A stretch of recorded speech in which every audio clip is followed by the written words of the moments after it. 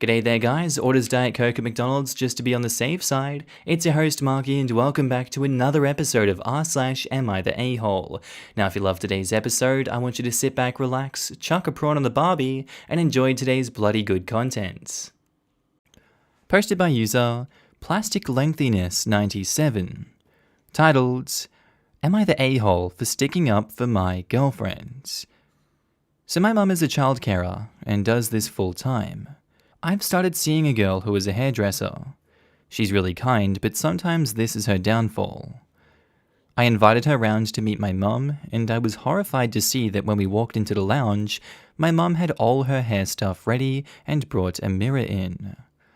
I asked what she was doing, and she said, what better way to know each other than her do my hair?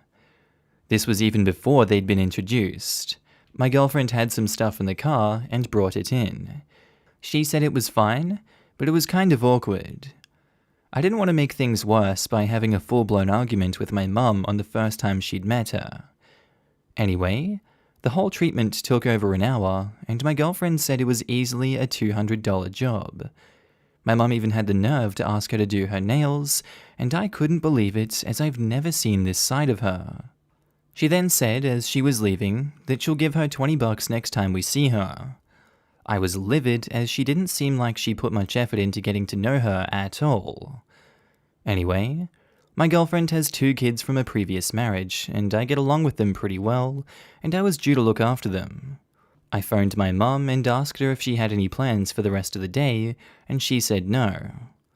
I drove the kids round and just told Mum, what better way to get to know them than looking after them for 24 hours? I could see she was annoyed. She phoned me a few hours later and said that I should come get them. I told her I'd had a few drinks, so can't, but it's her job to look after children, so I thought she'd be able to do it in her free time as well, just like my girlfriend's hairdressing. She got the point I was trying to make, and she said I was well out of line for doing this. I told my girlfriend about it, and we both agreed that she's a bitter old woman who is selfish and vile, who has a look in her eye, saying that she hasn't been screwed properly in years. Oh my god!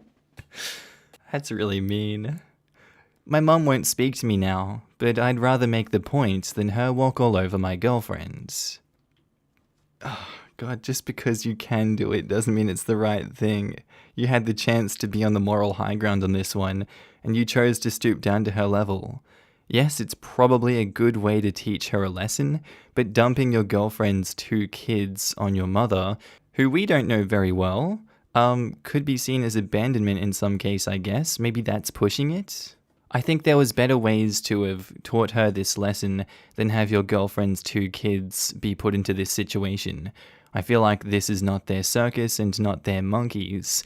You used them as bargaining tools, and that's not the right way to go about it. Obviously, what she did was horrendous, basically using your girlfriend for free hairdressing treatment and nails, and your girlfriend is a saint for going through with it and not just saying, no, let's have a chat, I don't feel comfortable doing that. Unfortunately, this is an everyone sucks here situation. Everyone sucks here. You were right to stick up for your girlfriend, but not this way. Why? 2 wrongs don't make a right. Or, you used the children as weapons in a passive-aggressive fight. You're actually modeling mum's behavior while complaining about it. You owe girlfriend and kids an apology, and also, you should pay girlfriend for mum's hair since you allowed that. Then try to backcharge mum. Also, those last few lines were nasty as hell with some gross misogyny thrown in to boot. The idea that women need men to give them a good effing to keep us in our place is a disgusting trope that needs to go back under the rock that OP crawled out from. Everyone sucks here. Even the girlfriend if she agreed with this. Yeah, for real. I actually made a face when I read that part. Also, he shouldn't be punishing his girlfriend's kids by making them stay a whole day with a stranger that doesn't even want to watch them. Everyone sucks here, but what the hell is wrong with you talking about your mum not being properly screwed? That's disgusting. You also left 2 innocent kids with someone you consider a vile woman. You are way worse here. Way worse. The gross, rotten apple did not fall far from the tree. You didn't stick up for your girlfriend. You used her kids as pawns so you could get drunk. Your girlfriend could have said no to the hairdo, you know? Honestly, I'm leaning more to you're the a-hole. When they originally went to the mum's house, they could have just made up an excuse to not do his mum's hair and have booked an appointment at the girlfriend's salon. Saying stuff like, I've had a long day at work. I have a migraine. I feel uncomfortable not using my own hair tools. It's my day off, I just want to relax. OP is a massive a-hole because he brought innocent children into his petty disputes. He knows his mum is a piece of work, but still thought exposing children to that would be fine. Frankly, I think what he did was disgusting. So yeah, OP, you're the a-hole. Even if his mum was sort of one too, what she did was nothing compared to what OP did. Posted by user UT friend titled, Am I the a-hole for telling my friend that it's not my fault that nobody loved her dead parents or her enough to take her in? I, 16 female, never knew who my father was. I was raised single-handedly by my mum.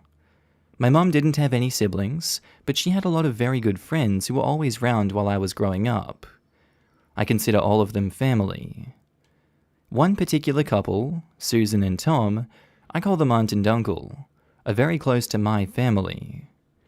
Since my mum was estranged from her own family, she made sure that Susan and Tom become my guardians in the event of her death. She passed away when I was 15. Soon after that, Susan and Tom took me in. Things were hard at first. I was grieving, and they had kids too, but we all made it. One of the things that helped the most was support groups. I met my friend Kate at this support group. She also lost her parents 3 years ago.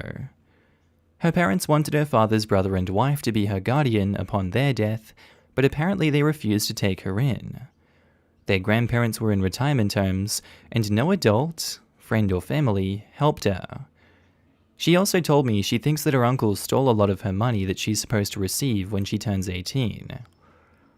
Kate had to go into the foster system, and she ended up in a group home. Her foster parents aren't evil, but they do the bare minimum to pass the inspection. Some of the older kids in their home aren't really nice. After a few fights, the therapy and support group was mandated for her. We have only spoken over the phone as everything was online. We really bonded, but we weren't able to meet until restrictions were lifted. I have spoken about my family, but I don't think I mentioned the fact that they weren't related to me. My aunt suggested that I invite her to visit, and I did. She visited one Sunday. Things were fine at first, but I could tell that something was annoying her. She was becoming increasingly snappy as the day progressed. We were having dinner, and we were all talking, and then she suddenly exploded. She slammed her hands down on the table and told us all to shut the F up and started screaming at us. She said that they weren't my real aunt and uncle and that they weren't a real family, so we should all stop pretending to be one. She said that having pictures in the living room, having dinner together, was just trying too hard. She said that her parents had family while my mother didn't even know who fathered me. She said that this is the life that she should be having, and I should have been the one in the group home. I got pissed off and told her that she was just jealous. I told her that my family may not be real, but at least they love me. I also said that it wasn't my fault that her parents didn't have anyone who loved or cared about them, or her, enough to help her or take her in. She stormed out after that, and I immediately blocked her everywhere as I didn't want to talk to her again. My aunt thinks what I did was right. Edits, I feel like I was intruding, or imposing on them was a real fear of mine, and something I have confided to Kate. My aunt feels I snapped and defended myself because it's a touchy subject for me, but my uncle thinks that I was too harsh. I just wanted to ask opinions. Even if you disagree with what I have done, I kindly request you not to be rude. Am I the a-hole? If you're trying to get that message across that it's not your fault that no one loved you and no one helped you, It may be true in some sense, but if you want it to not come off as an a-hole-ish thing to say, like really edit and reword that sentence, because the way it's phrased currently, there's no way that it can't be taken as you being a dick. And she's also wrong in the situation to be blowing up at you and using this against you. You are both hurting so much, and it's no excuse for what happened, but it's obviously a very emotionally volatile situation. I kind of think both of you guys did wrong in this situation, and you should both be held accountable for your actions. And if going no contact is the way to go, then that's just how it has to be. Everyone sucks here. In some ways, no a-holes here. In some ways, everyone sucks here. What you said was unkind and cruel, given the fact that she was melting down over not having anyone to take her in. What she said was cruel, and lashing out at you for something that wasn't appropriate. And you're both reacting to some really terrible, tragic things that have happened to you both. So I can't fault either of you for being teenagers and unable to manage your emotions about this heavy, awful stuff. That's why you're both in a support group, because you don't have all of the emotional tools to manage this stuff yet. And that's okay to not be there yet. Just please understand that she is clearly not coping well with having been passed over by her blood relatives, and while obviously that's not your fault, it's really not necessary to make it a no one loves you, and at least there's people loving me thing. Likewise, to accuse you all of trying too hard, or that you should be suffering like she is, that's not fair either. You both messed up. And it's also understandable why you said what you did, even if what you said wasn't okay. And neither of you were saying things to the other that were truthful or fair given the circumstances. You don't actually know if they loved her or not. You just don't. And for what it's worth, it's okay for you to be hurt by what she said, and also to realize what you said was hurtful, and also not want to talk to her again. All of that can coexist and be the way that it is. It's not you're right, she's wrong, she's right, you're wrong. No one is actually in the clear here, and everyone is terribly wounded and not their best selves when they're being pushed to the limits of their ability to cope. I disagree. This is no a-holes here, leaning into not the a-hole. If you insult people with things that are deeply hurtful, you don't get to complain about getting an angry response consisting of cruel insults in return. It's understandable that Kate lashed out, but doing so against OP simply isn't excusable, as OP is completely unrelated to her situation. But I'd like to point out that OP might not be accurate in what she said about no one liking the other girl's parents enough to take her in. It might not be the parents' fault. I have no one except my parents, and although I'm an adult now, when I was a child, I was terrified that they would die because my family either didn't care about us or were straight up crazy, and I would have no one to help me. It was not my parents' fault though. Everyone sucks here. Kate for very obvious reasons, and her behavior is unacceptable. Although her feelings are heartbreakingly valid, this was just not the way and place to express them. But you were insanely and unnecessarily cruel to this girl. You would have been fine if you had said she's jealous and it's not your fault. Where you crossed the line was telling her nobody cared or loved her enough to take her in. You know why? 1, because you should never say that to anyone. 2, because she is very, very painfully aware of that every moment of her existence, and you just decided to voice that very real feeling and walk away. This girl has been dealt such an incredibly hard life. While her outburst was unacceptable in that instance, her feelings are perfectly acceptable and sadly normal for someone in her situation. You are not required to by any means, and you're not wrong for not being her friend after this, but I do think you would be wrong if you don't apologize to her for what you said to her. The difference here is that OP got insulted by someone whom she was trying to be a friend and open up to, while Kate insulted someone who was trying to open up to her and be a friend to her. OP only then responded in kind. How do you equate the two? It's pretty obvious. Thanks to basic decorum, there are just certain things you should never say to anyone, no matter what they say to you. What OP said could be taken as telling someone that there isn't a single person on Earth who cared enough about them or their dead parents enough to take them in. Prefixing the sentence with, "I'm sorry, but," doesn't change the emotional damage. It's a complex situation whereby both parties were in the wrong. I hope they can forgive each other and move forward. I don't blame either of them for their actions, as they have both undergone immense hardship. Posted by user, Am I the A-hole flower throwaway? Titled, Am I the a-hole for not giving my sister any of the flowers from our mum's old garden for her wedding? I'm 27 male, my sister is 24. She's supposed to be getting married at the end of this month, and has been postponing it since April. Yes, I know pandemic weddings are irresponsible, but I don't have control over her decisions. Our mum died 3 years ago after a long battle with cancer. She was an avid gardener after she retired and during her retirement, and she grew a beautiful garden. Her landlord let me take what I could of her garden after she passed. My sister didn't take any of Mum's plants, even when I offered. I paid to have a lot of the bigger ones relocated and spent the better part of a week covered in dirt and splinters. I'm not an outdoorsy or handy guy normally. I put what I could in my backyard with the help of my saint of a wife, and I gave what I couldn't keep to my mum's friends and siblings. We've since moved to a bigger place and moved the plants with us. I've since learned how to garden to keep up with the plants. My sister is asking me to supply her with flowers for her wedding bouquet from Mum's garden so Mum can be with her on her big day. I offered her a rose to place in her bouquet, but I told her I wasn't going to give her a lot of cuttings since 1. It's November and not a lot are blooming, and 2.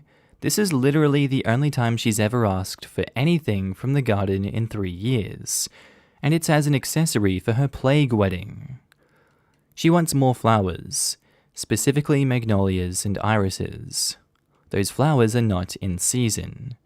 Since she won't be getting the flowers she wants, she's now asking for a bouquet full of chrysanthemums and lilies from the garden. I don't have that many currently in bloom. She came to my house to visit and acted like my yard was a flower nursery. I finally got fed up and just told her no. She's not going to get the flowers. I've been taking care of them, and she hasn't cared about them until it suited her. And if she wanted them so bad, she would have taken the numerous offers I gave her before, and that she needs to stop bothering me about it. She ended up crying, and somehow got that I said that she didn't love Mum or deserve her there on her wedding day, which I didn't say. Now she's refusing even the rose I was going to give her before and doesn't want me at the wedding. I feel like the bad guy here, which is what she's been painting me as to our family. My wife is assuring me that my sister is just being her typical self-centered self, and the wedding stress is just fuel to the fire. I tried to just argue for not the a-hole. I had to delete that all because, wow, this is a tough one. It seems to me like denying the flowers will not only get you disinvited from the wedding, but it's also kind of rubbing in the fact that, hey, I have control over the mum's property, her presence isn't going to be at the wedding because this is the only thing left that would really signify her strongly for you at the wedding. I think OP's sister is automatically in the wrong for having a wedding during a pandemic, and also demanding flowers that she hasn't wanted nor cared for in 3 years, but I can see why she would want it now. Everyone sucks here. Everyone sucks here, but mostly you. I personally think it's quite persnickety to only grant a single rose. If you could do her up a bouquet of her dead mother's ex-flowers, then I'd do her up a bouquet. It's your sister's wedding. At 21 years old, was she even in a position to take, plant, and care for a load of flowers? Did she even have a permanent garden? She's not asking for her share of the flowers for her garden now, which would be totally out of line. She's asking for a bouquet. Now, if there realistically aren't any flowers available to do a bouquet, then that's a different conversation. But if you could give her 10 roses, then give her 10 roses. You are being an a-hole if you're saying no just because you can. It's pretty obvious this is her way of incorporating her mom into her day, and you turning around and saying no because she wants to take your flowers you worked so hard for, obviously made her feel like you were withholding that. I'm more with your sister on this one. If not for any reason that you've shown a total lack of empathy. Be a better elder sibling. What else did you get that she didn't because of age and being at different places in your lives? She was bratty by your description and thoughtless in that she has zero idea on how much work and effort has gone into maintaining the garden and flowers. I wonder if you knew how much work would be involved when you took them. Have you ever told your sister about that? It definitely is rude that she rocked up like it's a shop, but I question if you were actually wanting to help and accommodate her. I come back to the single rose comment. I don't know where you guys live, but there's just not much blooming in the garden at the end of November where I live. Certainly not enough to make a bouquet. And if that were the only issue, then I'd agree that there's nothing to be done and OP isn't the a-hole. But I don't understand why he wouldn't say, I can't guarantee how many flowers will still be in bloom by the end of the month, but you can have as many as we can get. I mean that literally. I don't understand gardening enough to know if there is a legitimate reason why cutting off however many flowers are still in bloom by then is a bad idea. Can it damage the plant's long-term health? Or is it something where, if he does it, they'll be back by next spring? ETA, I have been informed that cutting all the flowers can damage the plants, even at this time of year. I stand by my point that OP could still offer her all the flowers he can safely cut without damaging the plant. No a-holes here. I understand your feelings about your garden and your mum's plants. You feel your sister hasn't earned the right to have the flowers. Weddings do tend to make people sentimental about family. Even though your sister wasn't interested in gardening, she is interested in the attachment to your mum. I think you should consider what your mum would want. Offer your sister the flowers that are in bloom, and explain that the others don't bloom at this time of year. Remember that you are only giving her flowers that won't bloom much longer, and that will bloom again next year. She's not taking anything permanent from you. Be the bigger person and share a renewable resource. Posted by user OKCaptain1510. Titled, Am I the a-hole for shaming a friend of a friend for not having money to eat? My friend Nick is friends with Joe. I'm cool with Joe, but he's less of a friend and more of an acquaintance. I know he's having a lot of family drama and has been couch surfing since his parents kicked him out. He has no job and doesn't go to school. I understand how not having a stable roof over your head can make that challenging. I do work and go to school. I don't have money at the end of each month because I help my family out with rent. I like to go to IHOP on the weekend to reward myself. If I go with friends, one person usually pays the tab, but all pay for our portion plus contribute to a tip at the same time. Point is that money is tight with me. This morning I went to IHOP with Nick and Joe.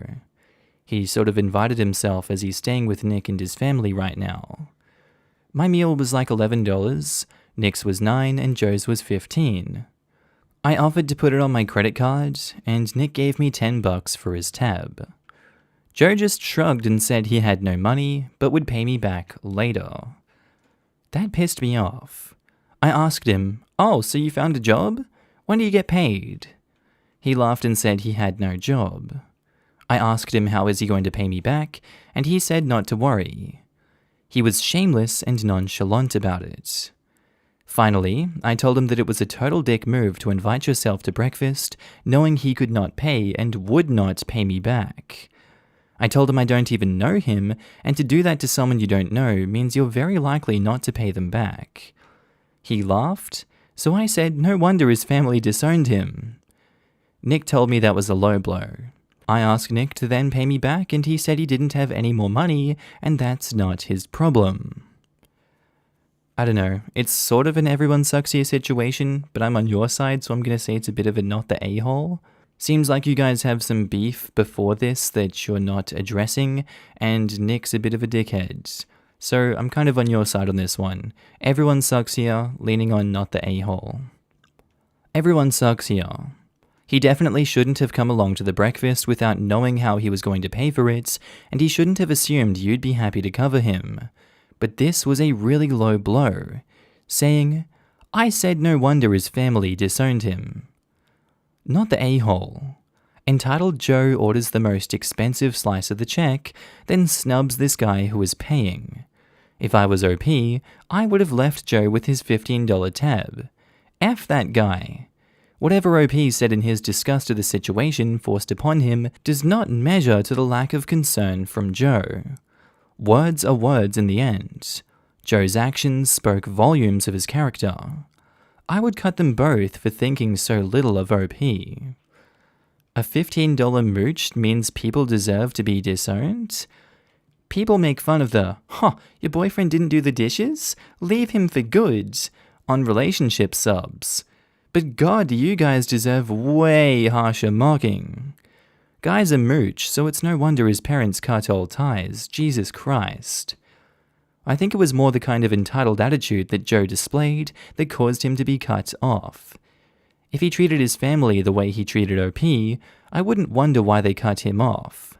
I speak from experience with an entitled and narcissistic relative whose whole family cut her off one by one over the years due to how many bridges she burnt with her selfishness and entitlement.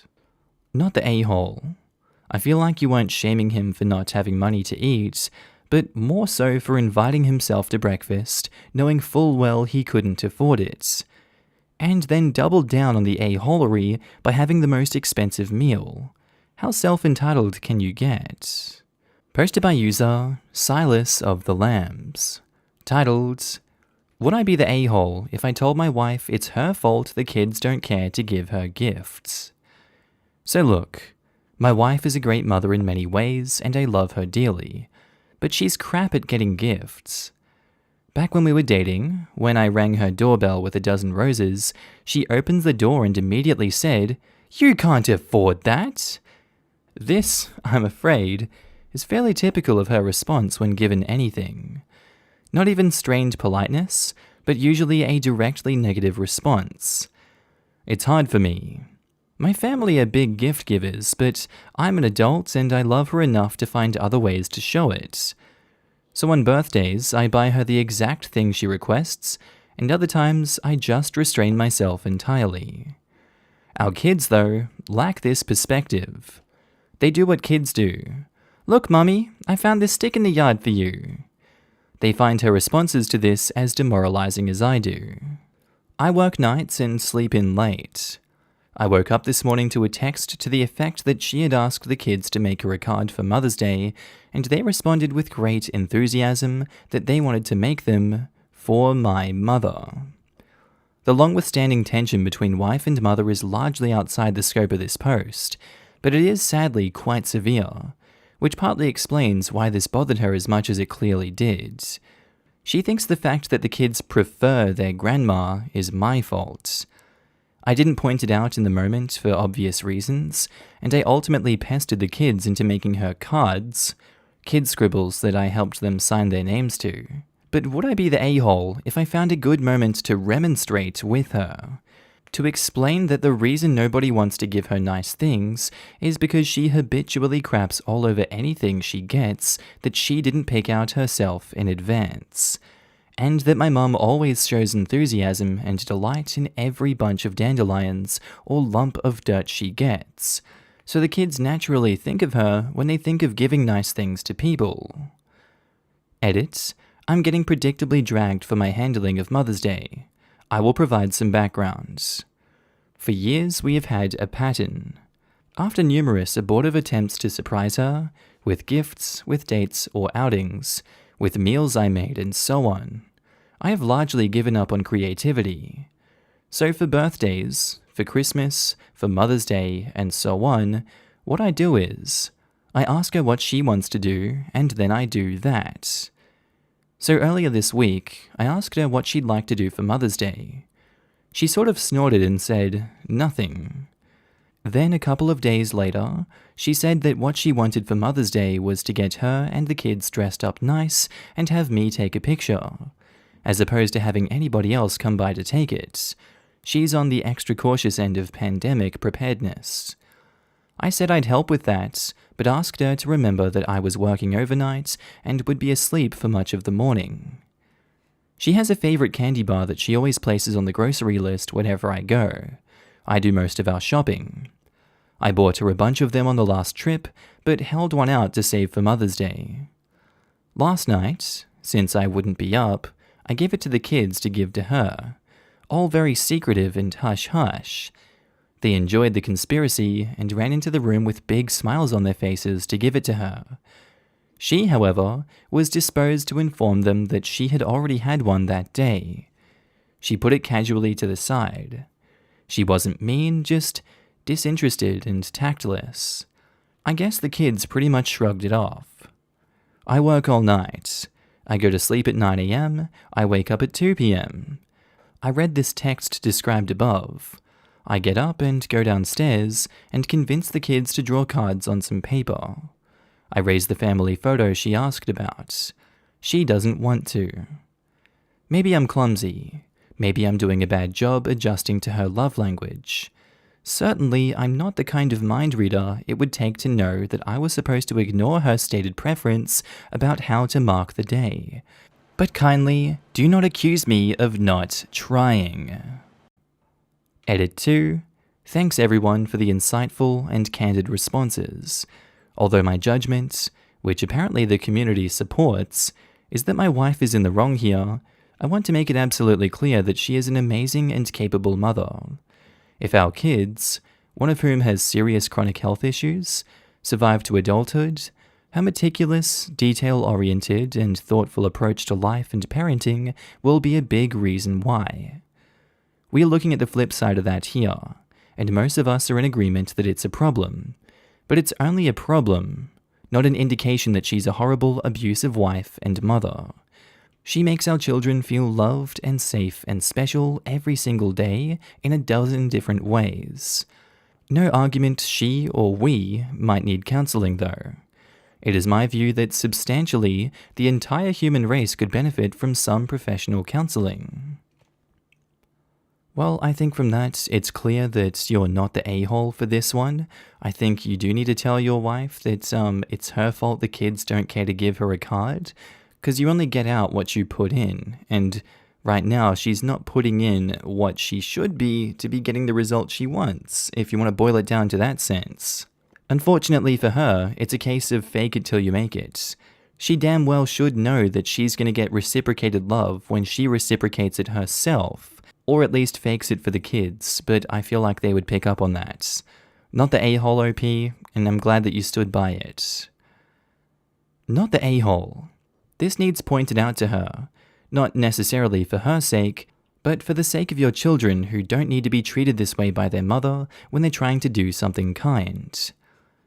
This past year alone, my students have gifted me half-eaten sandwiches, rocks, a lizard, a dead lizard, dozens of cards, pepero, dandelions, and half-eaten snacks given with dirt-covered hands. Even if you secretly throw it out later, you accept that gift and you act like it's the best gift you've ever received. They want to share. They're showing you they care about you and think about you, and you want to encourage that as much as you can. Just out of morbid curiosity, why would they think you should have a dead lizard? To keep the other lizard company, duh.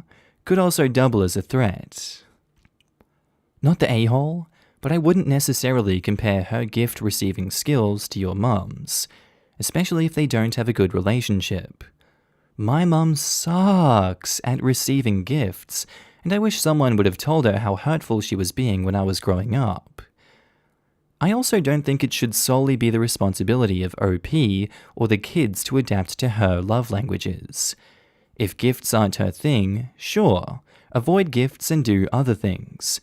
But if giving gifts is how OP shows love, and especially the kids who probably don't really have the whole love language thing figured out yet, then she needs to learn how to be respectful when receiving them.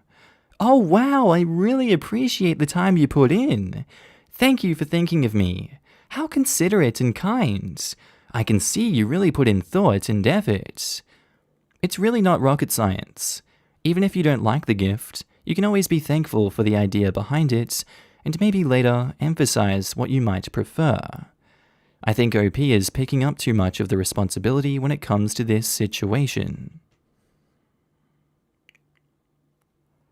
Update.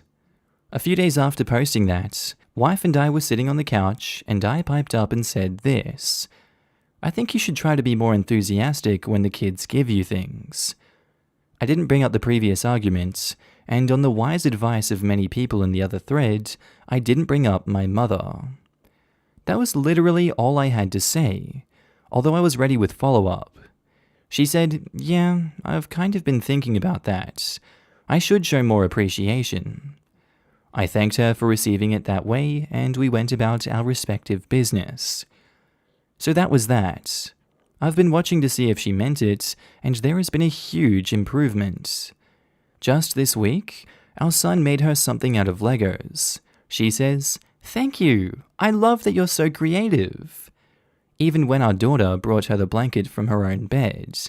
The kids are not allowed to mess with our bed without us. She said, "Thanks, now I can be snuggly. But remember, you're not supposed to do that." She mostly remembers to do this on her own, although a couple of times I gave her a look. She's not good at it, to be honest. Her attempts are uniformly pretty unconvincing to me, but they seem to be convincing to the kids, who smile and laugh and sometimes come tell me about it. From my position 5 feet away. "Daddy, I gave Mom a blanket and she can be snuggly, but I forgot I'm not supposed to do that."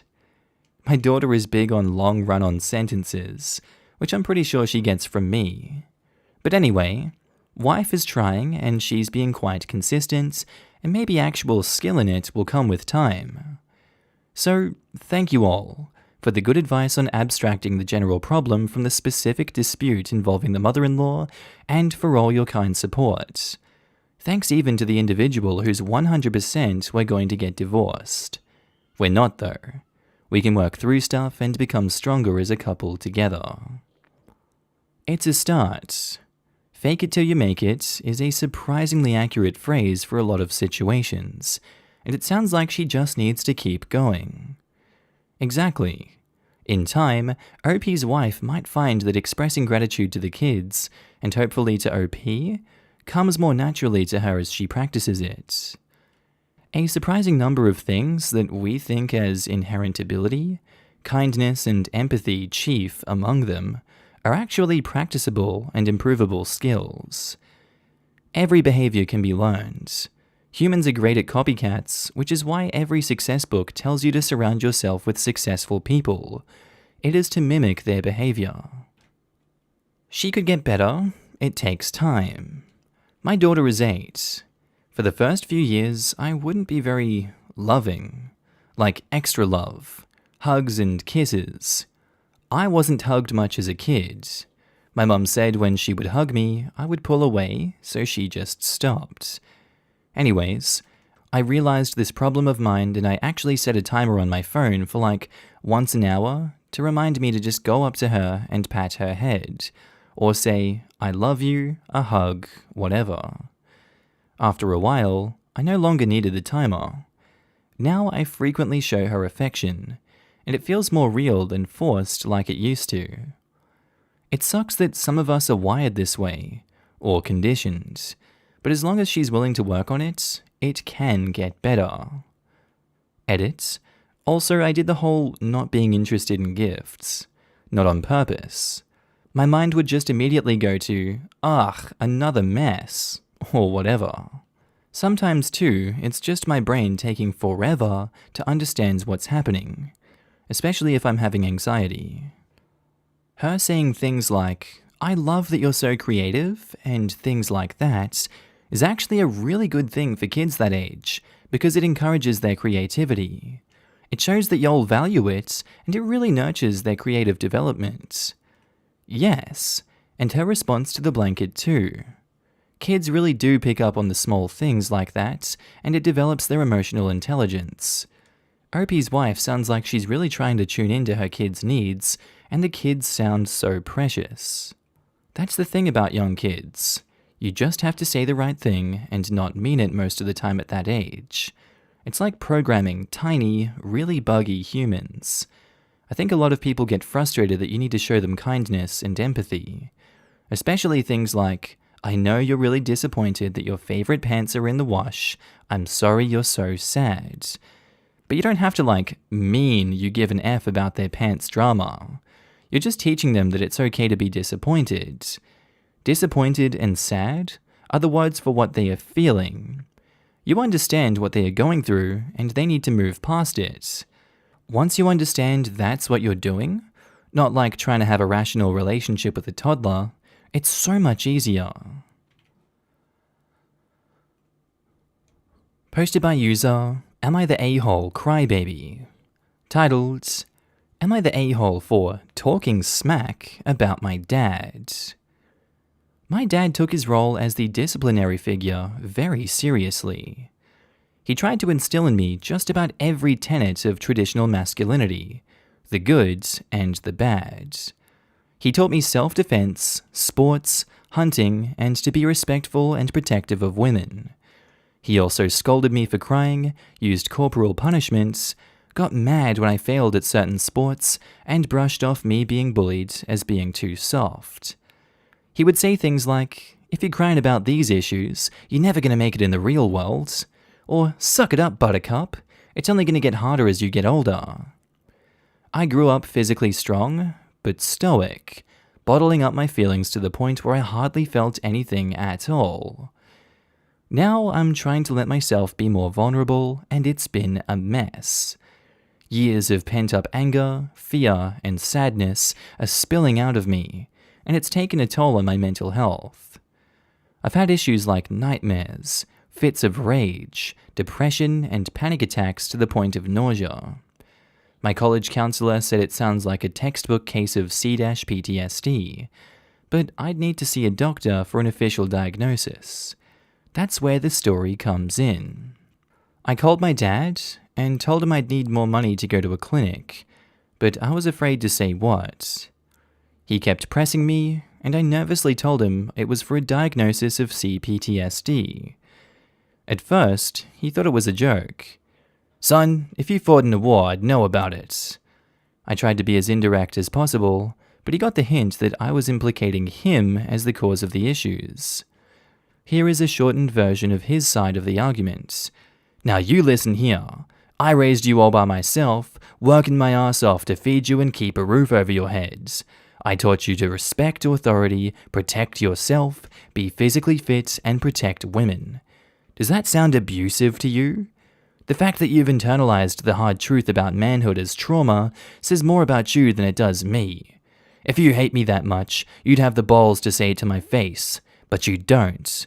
You'd rather tell everyone else because you're too much of a softie to admit that you're wrong. I'm not paying you to disrespect me like this. If I hear you talking smack about me again, kiss your tuition goodbye. I spent the afternoon feeling like I was going to have another panic attack. So many people have said what my dad is doing is wrong, but maybe I'm not giving him enough credit for the good he's done. He did do right by me some of the time, even if so much of what he did was bad. Am I the a-hole? No, screw your dad. He's deflecting blame in the situation and, not accepting reality. He's really not accepting the reality of the situation that he did do genuine damage. You have been diagnosed and he refuses to accept the damage that he has done. This is a very genuine and sobering example of toxic masculinity. And I don't know what I would do in this situation if I was you, because that would be really hard to navigate. But I don't think you were talking smack in this situation. I don't think you're the a-hole here for trying to get some kind of, I don't know, emotional support from your father, but doesn't seem like that was going to be possible in the first place. Not the a-hole. Your dad is the textbook definition of toxic masculinity personified. Oof. And textbook definition of a drill sergeant. Now that you mention it, my dad did try to get me to join the military school once. But I couldn't pass the entrance exam, and I didn't qualify for a grant that'd help him pay for it. Of course not the a-hole. You're allowed to seek out therapy for anything, regardless if it's because someone was an a-hole to you or because you were an a-hole to someone else. It's wrong for your father to take your diagnosis personally. It's not about him, it's about you.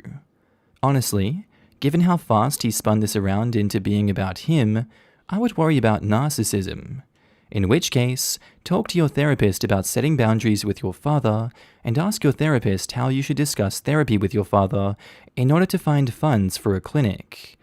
Perhaps your therapist would be willing to mediate the conversation. Also, please unlearn that you need to protect women. We don't need protection, and that's an unhelpful form of masculinity. My dad does seem to border along the lines of narcissism. When we are not fighting, he'd make remarks that show off how proud he is on how I turned out, despite all the glaring flaws. He'd say things to my relatives like, "I know my son is woman material, 'cause I sure as hell didn't make him gay." Or if everyone were really depressed, we'd all be dead by now. Good thing my kid knows better.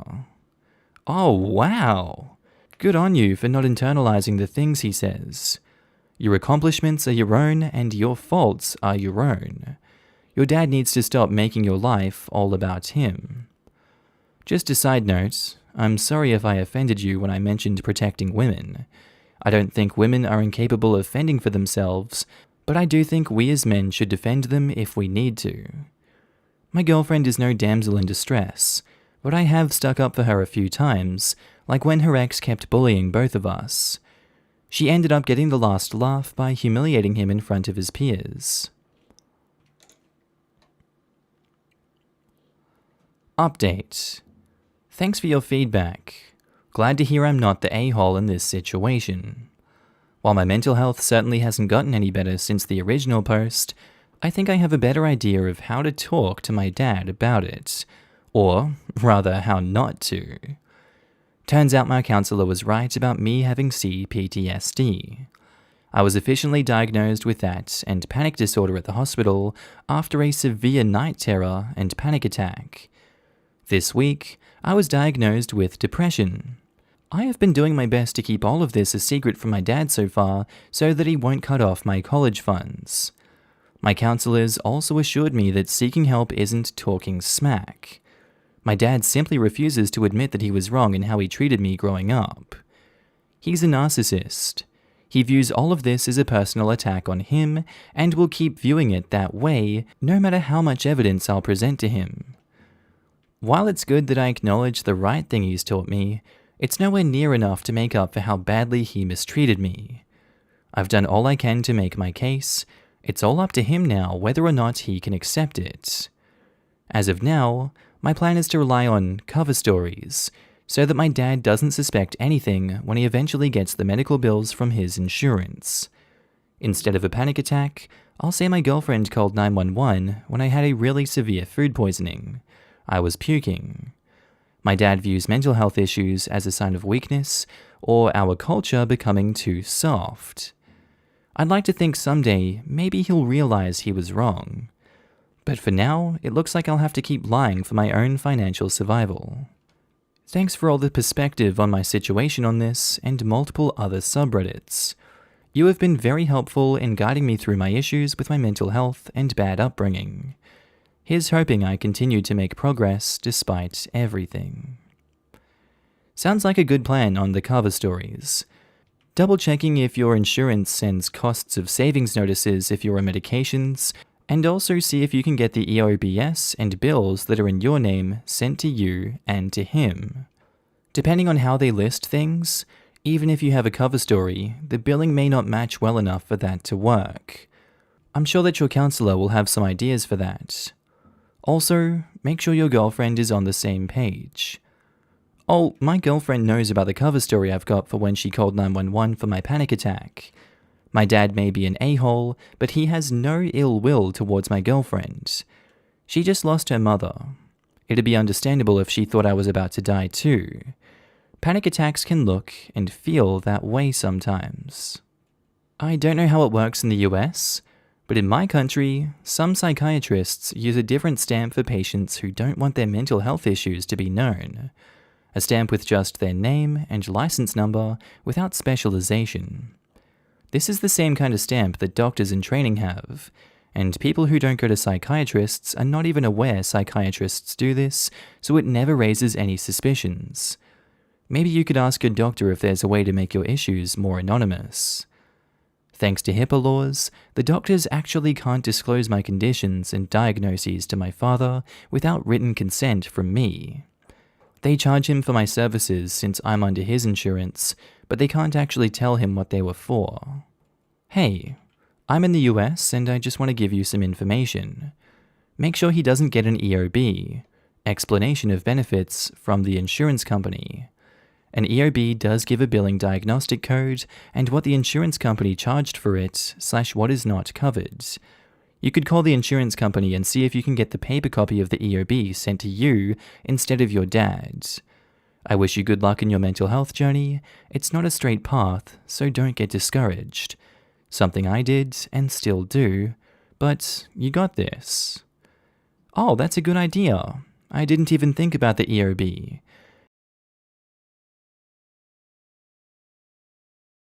Posted by user No Longer a Doormat. Titled, Am I the a-hole for telling my stepdaughter to go ask her real dad when she asked me to pay for her plane tickets? So I married my wife, Elise, 12 years ago. She has a 16-year-old daughter, Anna, from her previous relationship, and we have a 7-year-old son as well. From pretty much the beginning of our relationship, Anna and I have never gotten along. I don't know how to emphasize that it is not because of a lack of trying. She just does not like me. When she was younger, she was just scared of me and afraid I'd tear their family apart. Nowadays, it's more of a neutral dislike rather than a strong apathy, so I suppose that's progress. Elise is a stay-at-home mother, so she relies on me for income. As a result, I pay for everything for Anna. Food, clothes, volleyball fees, field trips. I take an interest in her hobbies, I go to her games. I'm not saying I'm perfect, but I try my damn hardest to be the stepfather I can. But it's so hard. Always giving me curt, one-word responses. Always having to have an attitude. She does things to get a rise out of me. Staying out late, reeking of booze. Always trying to sneak boys in. Typical rebellious stuff. But I always let her know I love her and I'm there for her in hopes of her craphead teenager phase pasts. The opposite is true for her biological father. She adores him. Can't tell you why.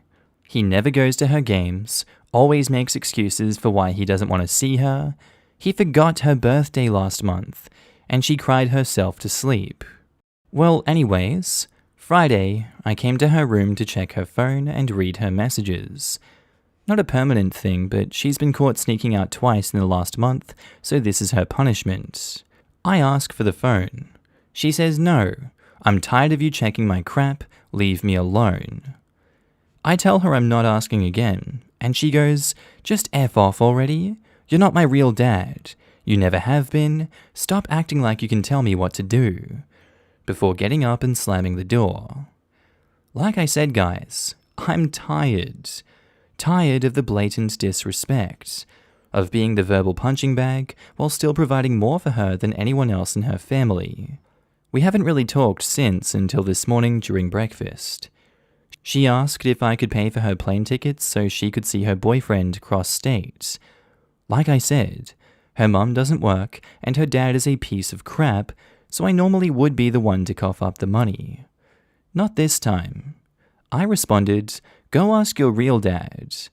I could tell she was hurt. Tears swelled up from her face and she excused herself from the table. My wife took me aside later and said my comment was extremely disrespectful. If anything's disrespectful, it's her treating me like a doormat and a credit card, and I will no longer tolerate this treatment in my house. I told her we don't have to be friends, but if she can't at least be cordial to me, or respect my position as an authority figure, she can find someone else to pay for her non-essentials.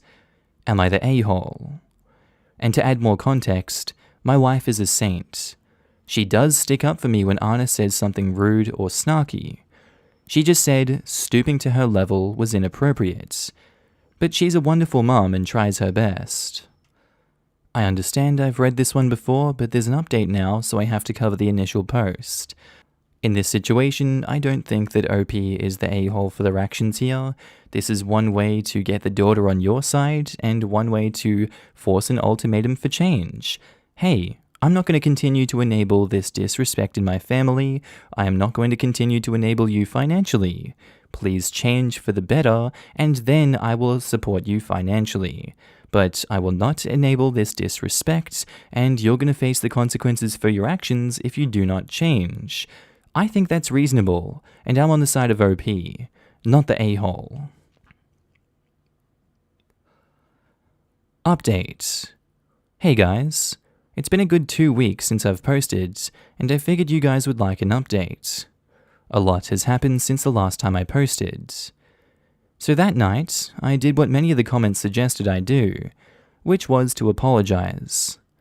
I told her that I'm sorry for implying that I'm not her real father, but like it or not, that I consider her my daughter, that I loved her and will always be there for her. She started to cry and sob uncontrollably and said, "Why doesn't he, her biological father, love me?"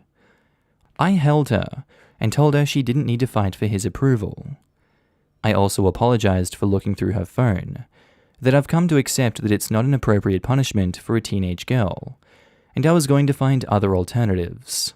Lastly, I brought up therapy, and while she was hesitant at first, I let her know it was nothing to be ashamed of, that everything she said at therapy would be entirely confidential, and that it could help to have a confidant to help her sort through her feelings. She sat on this for the day, but the next day let me know that she was ready, so I set up the soonest appointment, which was last Friday, and her second appointment was this afternoon. It's only been a week, so I don't want to get too optimistic, but honestly, I feel like I'm noticing an improvement already.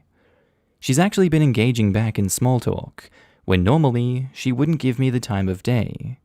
She's been following all of the rules, coming home at a reasonable hour.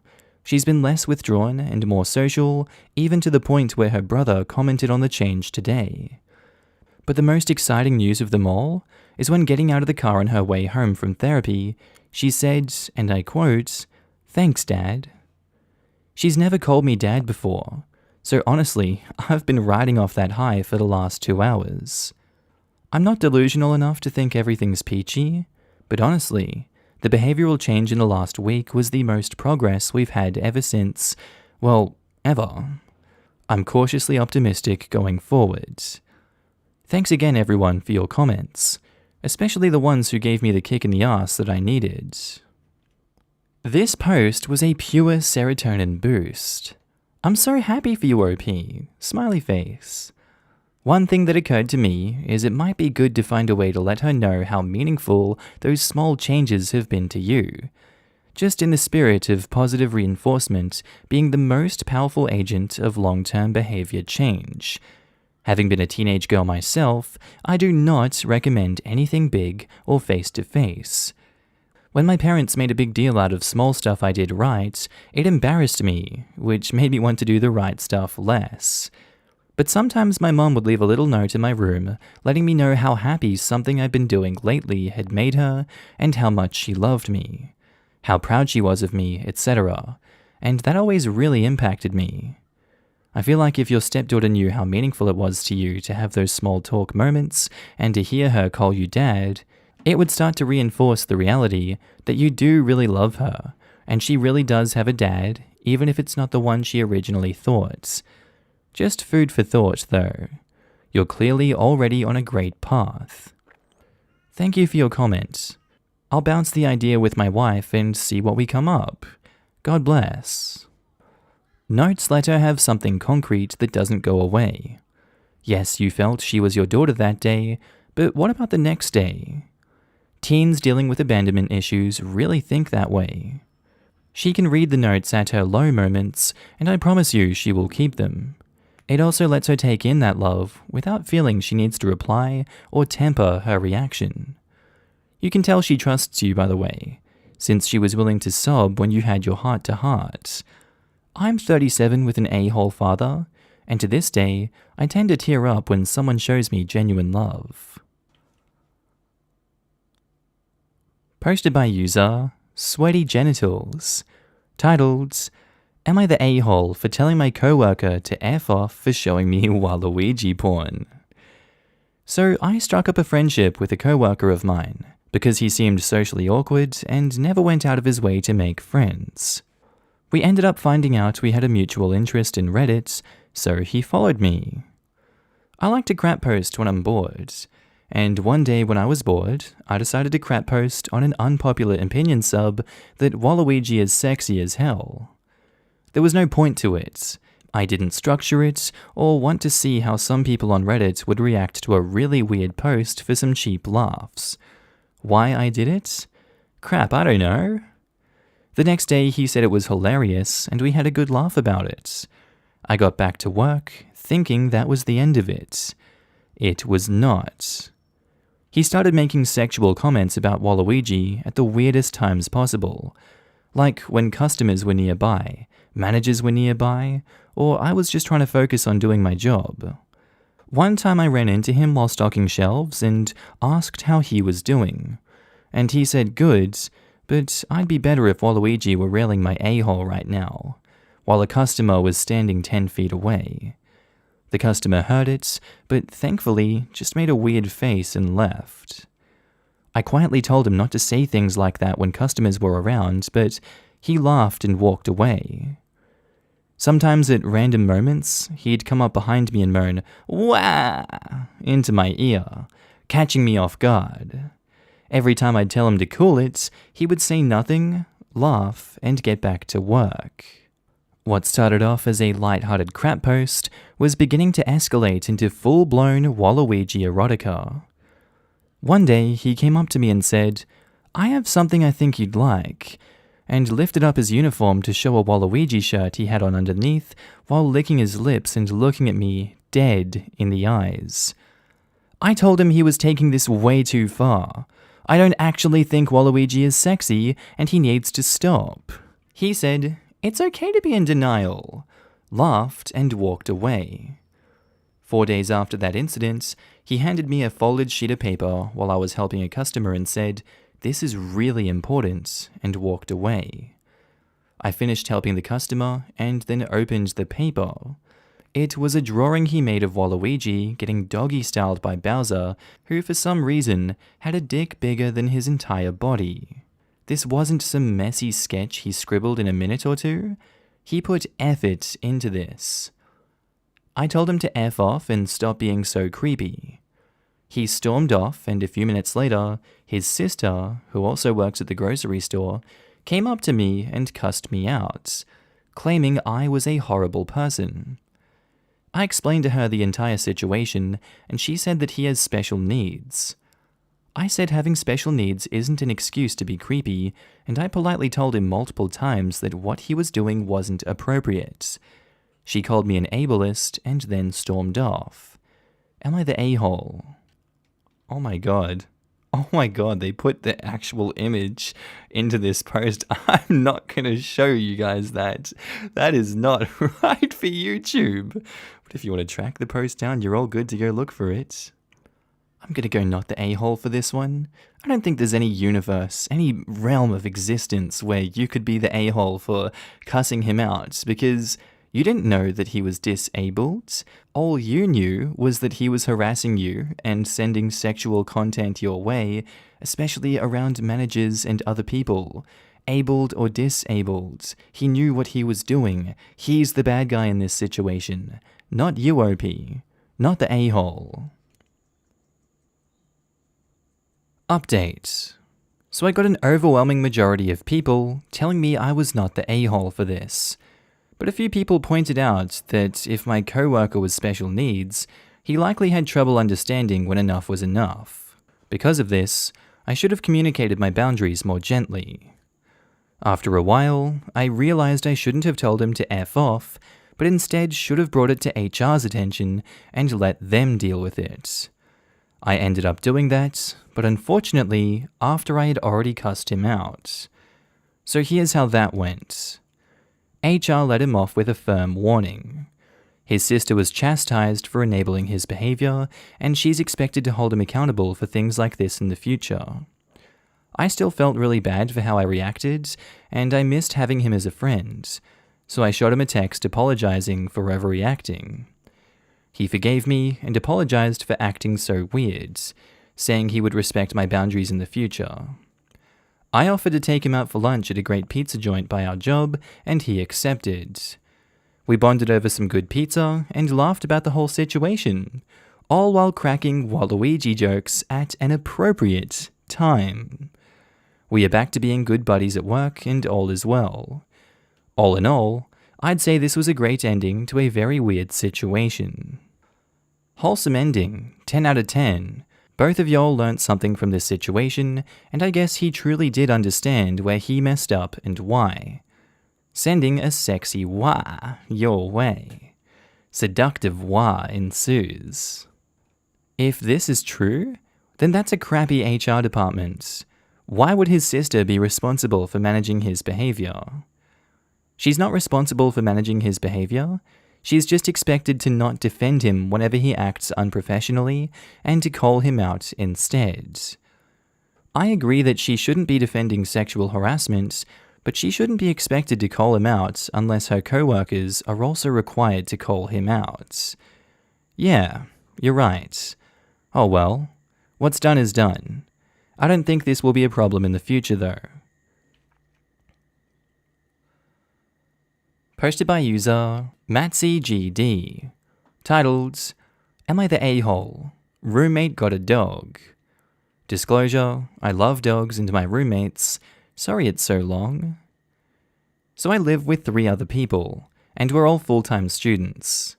One of my roommates is my best friend, and recently she's been struggling with her mental health. She's also under a lot of financial stress due to college, rent, sports, and other things. A few weeks ago, she let us know that because she's been struggling with her mental health lately, she was going to get a dog. The next day, a puppy came home. He's a 1-year-old and mostly not house-trained, or trained at all.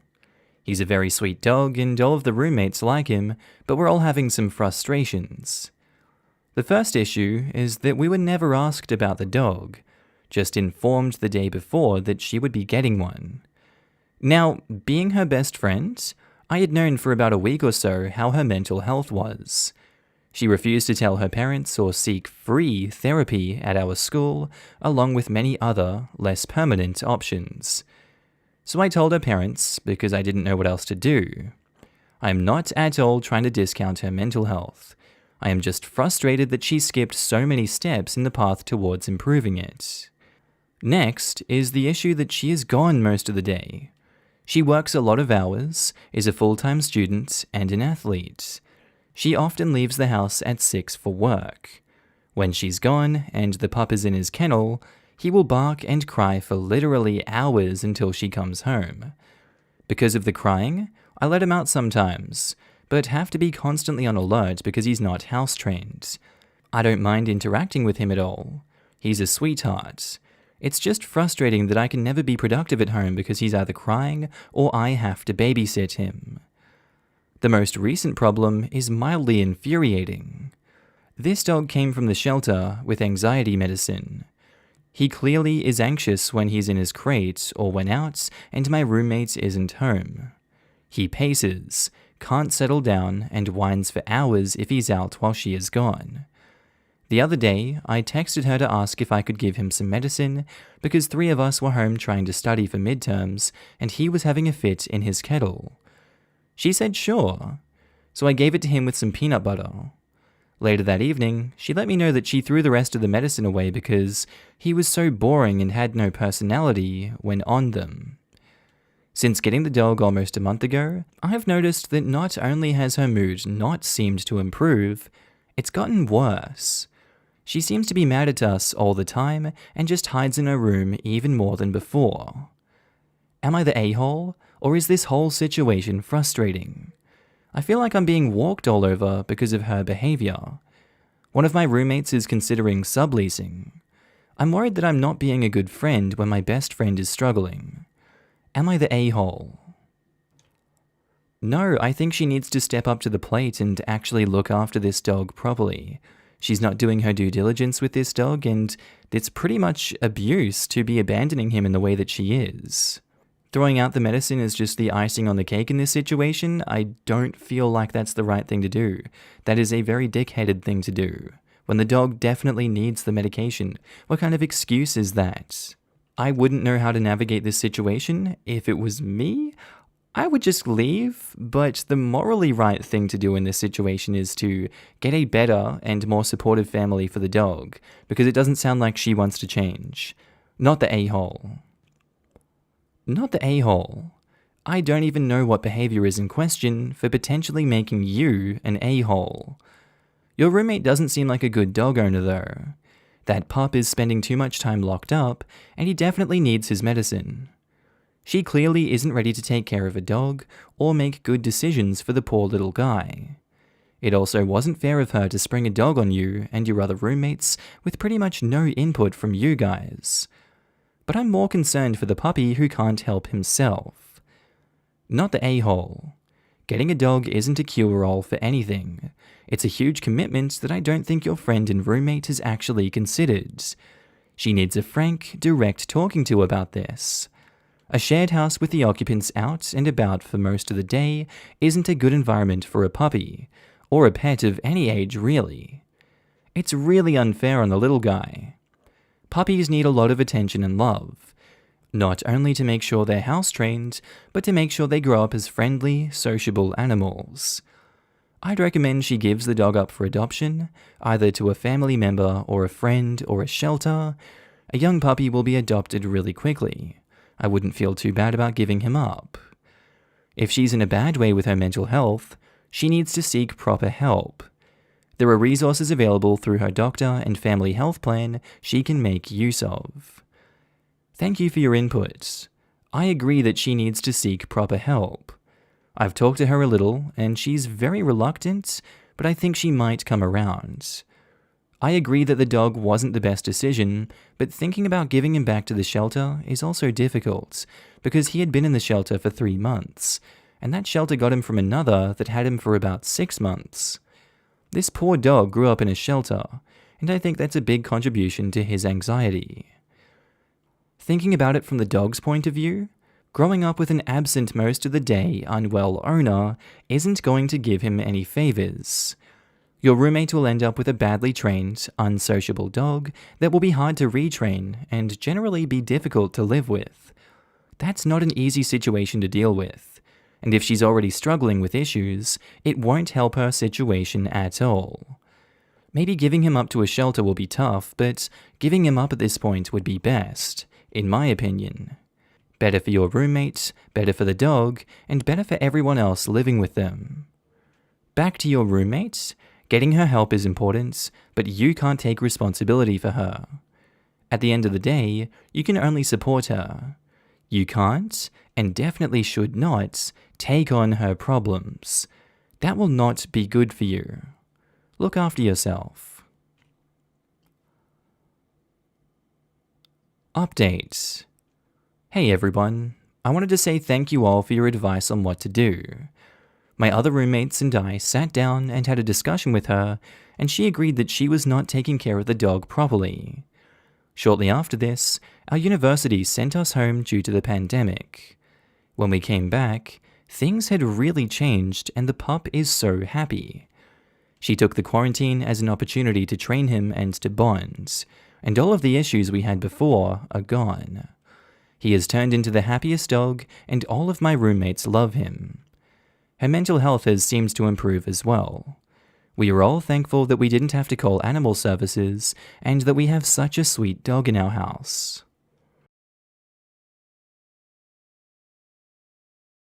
Posted by user DeadFamily88, titled, Am I the a-hole for having my daughter write a morbid school family tree project? My biological family is dead. I was raised in foster care, and so my friends are my family. I met my late husband in college. He was just raised by his mother, who had abandoned him and later died. No adoptive family. As an adult, I've looked into both trees, and our biological ancestors are, to put it mildly, really dangerous people and or dead. My late husband and oldest son died in a car crash. My daughter is in kindergarten, and she, more accurately me, was supposed to do a family tree project for school. I tried telling her teacher that this is not going to be a Pollyanna report, but she's one of those people that can't comprehend that sometimes family is a dark subject, and insisted that it needed to be biological, so I did it. Some of them, like her father and my son, I have actual information for, aside from that they are dead. But for most of my family and her paternal family, I literally only have birth date, death date, when they would have had their kids, and cemetery information, unless they were cremated. It was supposed to have 10 pictures, but most of the pictures I have of any ancestors are just headstones. I made a trip when my husband and I first married to take pictures of the headstones, so I included those in there. I only have 3 pictures total of my biological family, and most of them are group shots where I could only label maybe 3 people. I don't have any pictures of my late husband's family from before me and my kids, but I put some of the old ones in there too. So while the other kids had long family trees, my daughter was basically introducing the concept of death to her kindergarten class. Now I'm getting slammed with calls from the other parents, the teacher, and the principal. They are appalled that I allowed such a morbid report and are saying I traumatized their children. I don't think I did anything wrong. They wanted a report on her biological ancestors, I gave it and kept it G-rated. I just didn't lie that people were alive when they weren't. I don't raise her to think that death is taboo or something to be ashamed of anyway. Death is part of life. Most of her and my family is dead. So talking about family just means talking about death, and it's something that you have to accept. Am I the a-hole? No, you worded that very succinctly and beautifully, I might add. Death is a part of life, and it's very young for these kids to be faced with morality and death and a whole bunch of these concepts that they haven't yet had to, struggle with, I imagine. You were pretty much forced to make this ancestor tree, and what better way to do it than the truth? I think it would have been a disservice to the class and a disservice to your child had you lied and put all these pictures of them up alive or doctored it in any way. That wouldn't really have done anyone any favors. So in this situation, I don't think you're the a-hole. Not the a-hole. Not the a-hole. The concept of life and death is complex for kindergarten-age children. However, you warned the teacher, and she was clear about what she expected from the project. Also, r/malicious compliance might enjoy this story. I feel the teacher likely learned a valuable lesson here. Hopefully. I'm a teacher, and this was a lesson I had to learn while still in college. My professor had us do family trees, and we had to go back as far as we could. My college was oddly diverse for a town so small, so we had a lot of different backgrounds participating in this project. One guy traced his family all the way back to the Mayflower. I'm black, so it's pretty obvious that I couldn't go past 1865. Several of my classmates come from adoptive and foster families or just have no idea who their parents are. The assignment couldn't be completed as directed. When the next class meeting was held, he explained to us that we're going to run into similar issues in our own classrooms. Our students will come from all walks of life, and we have to be mindful and respectful of that. I do a family tree project every year. I teach Spanish. I make sure that the kids know that the purpose of the project is to have them work with the vocabulary. It doesn't have to be their actual family. I show them my actual family tree as an example, and then I also show them the Lion King family tree as an alternative. I've gotten some dope-ass projects as a result. One kid did a poster with Tinkerbell's family tree.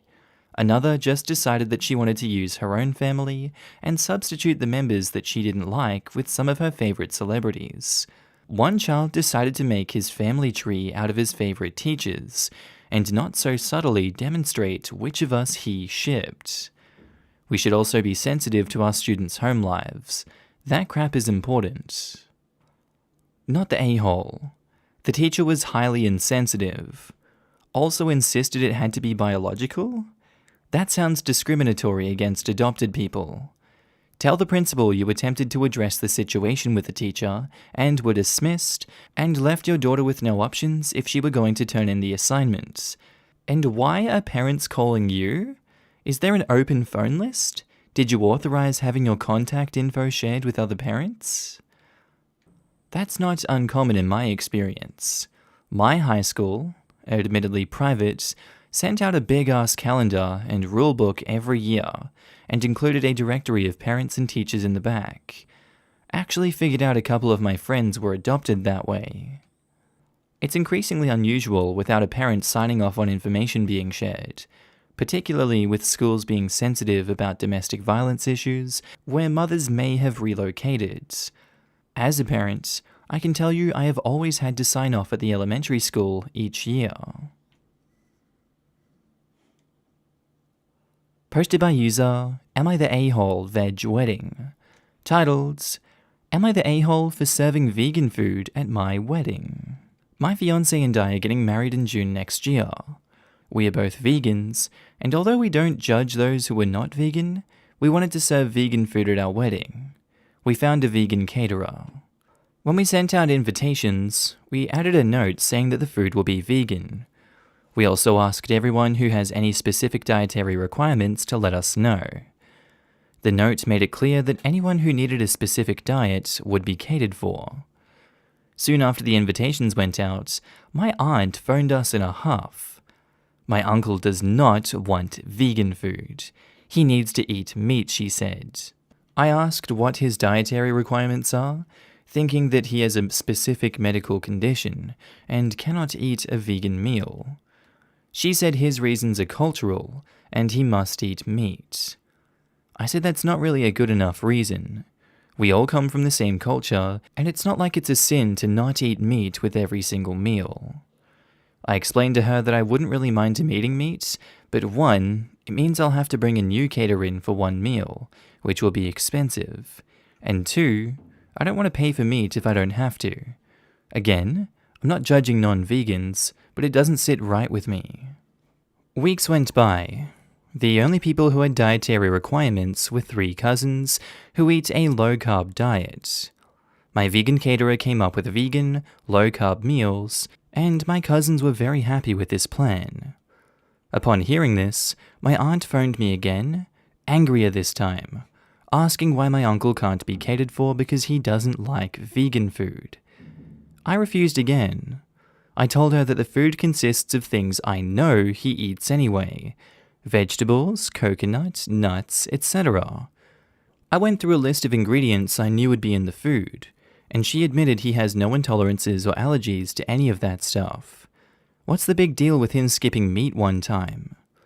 I told her that if he's so adamant about the meat, he can buy himself McDonald's and eat it at the kiddie table. Now my aunt isn't talking to me, and is instead talking crap about me to all my family members. I told her that they are welcome to simply not attend the wedding if they're going to bitch about the food. I understand that veganism is not possible or sustainable for many people in the long term, but come on, it's one meal that is free. Am I the a-hole? I don't want to seem like a pushy vegan, but I also don't want to pay for meat unless I have to. Again, it's one meal out of their whole life. And I'm on your side for this one. I feel like, yes, it is one meal for their whole life, and she's just being an entitled prick. I would ignore her, and if she wants to continue to push the issue, I'd say, do you even want to come to this wedding? This is a good way to get yourself kicked out of the wedding, because I'm not going to bend to your stupid demands. Go away, eat one vegan meal, and get over yourself. Not the a-hole. Not the a-hole. Like you said, it is one meal and it's free. And most importantly, it is your wedding. Exactly. Would it make sense to go to an Indian wedding and fuss that you're not served tamales or cheeseburgers? How many weddings has the OP attended and had to make do with a side salad and a little dish of green beans that she hopes weren't cooked with bacon? A vegan caterer is going to know how to make something that is filling and tasty to the vast majority of people. It'll be fine. And to be honest, there's a lot of dishes that are vegan, but since they were eaten before veganism went mainstream, no one thinks about them. I'm Italian and will stick to my culture, but I can name many vegan pasta dishes, risottos, soups, polenta, pizza alla marinara, several kinds of breads and flatbreads, regional dishes such as caponata, I love it, or panella, a fried pancake made with chickpeas. My father likes meat too, but sometimes we end up eating a vegetarian or vegan lunch without noticing. And I'm yet to meet someone who makes a fuss in front of a risotto with zucchini blossoms. Not the a-hole. Your wedding for one thing.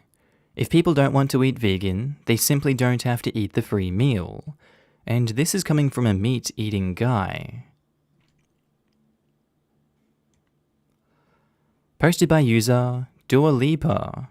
Titled, Am I the a-hole for telling my family that if they want Thanksgiving, they'll have to get off their butts and plan it? Usually for Thanksgiving, we head out to go to see family. Someone else always hosts. We typically help sponsor the host by paying for cleanup, etc. Our home is just too small to host the 30+ folks who typically show up through the day. This year, that's obviously not happening. Other than us talking about not doing the usual, Thanksgiving didn't come up until yesterday. My kids have the week off from online school, and I was doing a puzzle with them before dinner when my husband walks in after work and says, "So, did we get a turkey?" I looked at him and said, "Well, I know I didn't. Did you?" He stared at me blankly and said, "No. What do you mean? Do we need to get one still? Is it being delivered?" I shrugged and said, "I don't know nothing about no turkey." The kids and he looked so confused, so I helped them along and said, "I didn't buy anything. I didn't plan anything. No one said anything to me about Thanksgiving. No one offered to help meal plan, cook anything, do anything." He blew up at me, yelling about how I should obviously have known. I said, "Why? I have literally never planned or made a Thanksgiving dinner in my life. The most I've ever done was help clean up or maybe peel the potato." I asked him why didn't he plan anything? Why didn't the kids plan anything? Why is everyone waiting until the last minute and dumping it on me? He just sputtered and yelled and stormed off to his office and left me with the kids. We all had dinner, the kids cleaned up, and I was relaxing with some wine and a book after they all went to bed. My husband tore into me about how he can't believe I left this all to the last minute. Now there will be no Thanksgiving. How could I be heartbroken to do this to the kids, etc.? So I just looked at him and said, "Why didn't you plan? Why did you wait to the last minute to ask me?" He told me I was an effing beer for no reason and stomped off to go to sleep in his office. He left without saying a word this morning. I followed up with my kids and asked them if they wanted Thanksgiving. They said they didn't really care because the food isn't that good most of the time anyway. Before you ask, yep, I work as well. We split chores, but there's no hard line. I do some, he does some. We both cook, and the oldest cooks as well. I just don't get why Thanksgiving is on my plate. Why? Just because I'm a woman? Lamau, F that.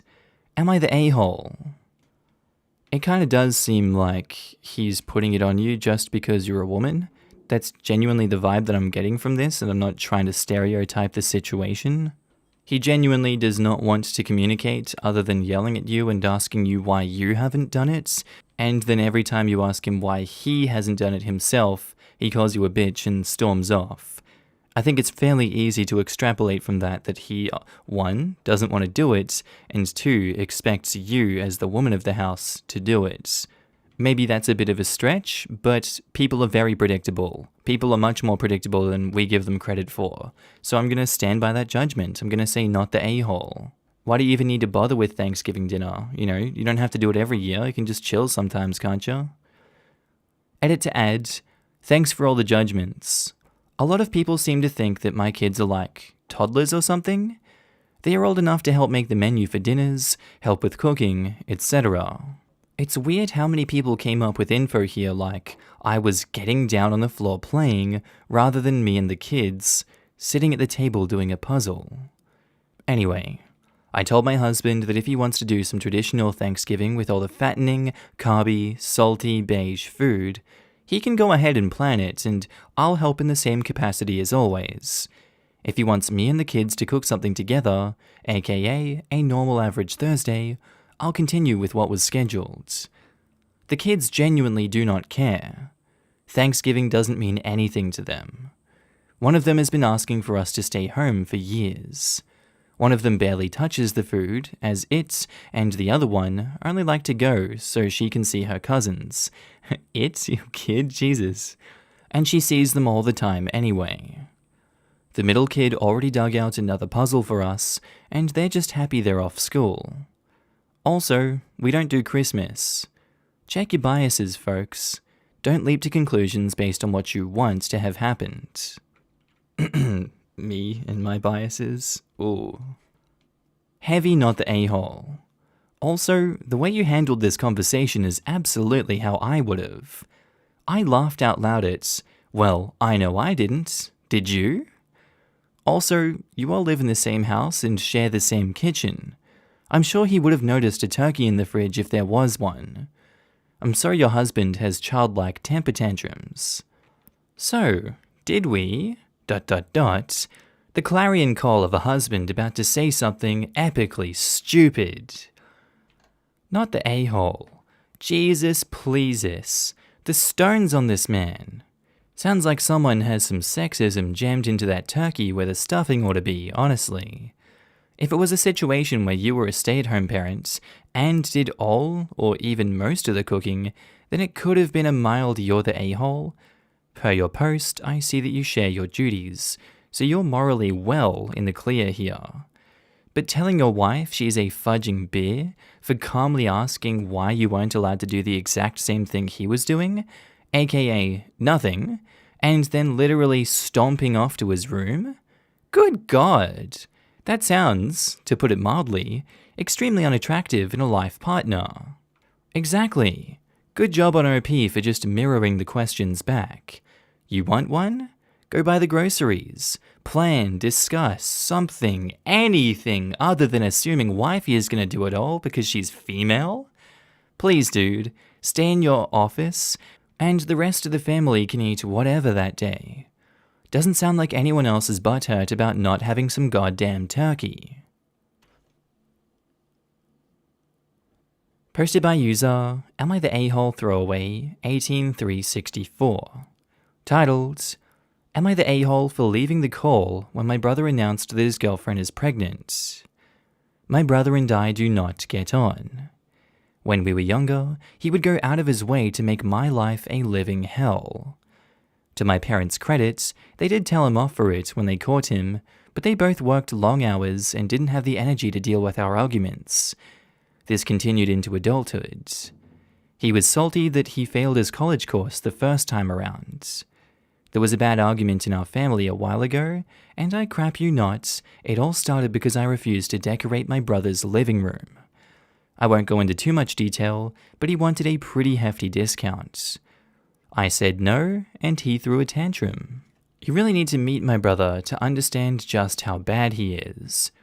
But hopefully this post will do it some justice. Instead of being a grown-up and talking to me, he decided to hook up with my toxic ex-girlfriend and the mother of my child. Due to the rules here, I can't go into a lot of detail about what she was like, but she was not a nice person. She never really bonded with our son when he was born, and I was left to do everything by myself. She eventually walked out on us and refused to have any contact with our son. She'll post on Facebook now and then about her beautiful baby boy to get sympathy votes, but that's about it. I have been a single dad for almost 3 years now, and I absolutely adore my son. But it hurts to think that one day he might question why his mum didn't want anything to do with him, and how am I supposed to explain that to him? Anyway, it bothered me when my brother told me that they'd hooked up together.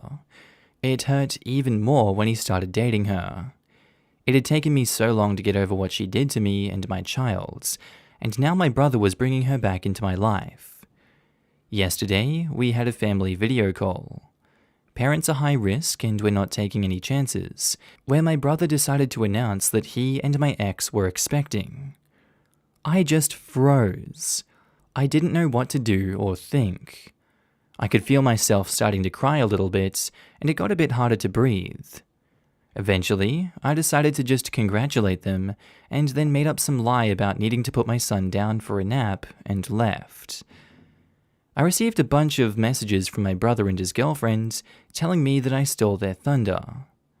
After I left, my parents and some other family members started worrying if I was okay, and not really focusing on their news. My uncle told me that I should have just been a man and stuck it out instead of making excuses to get out of it. After all, it was expected that our kids would be raised around each other.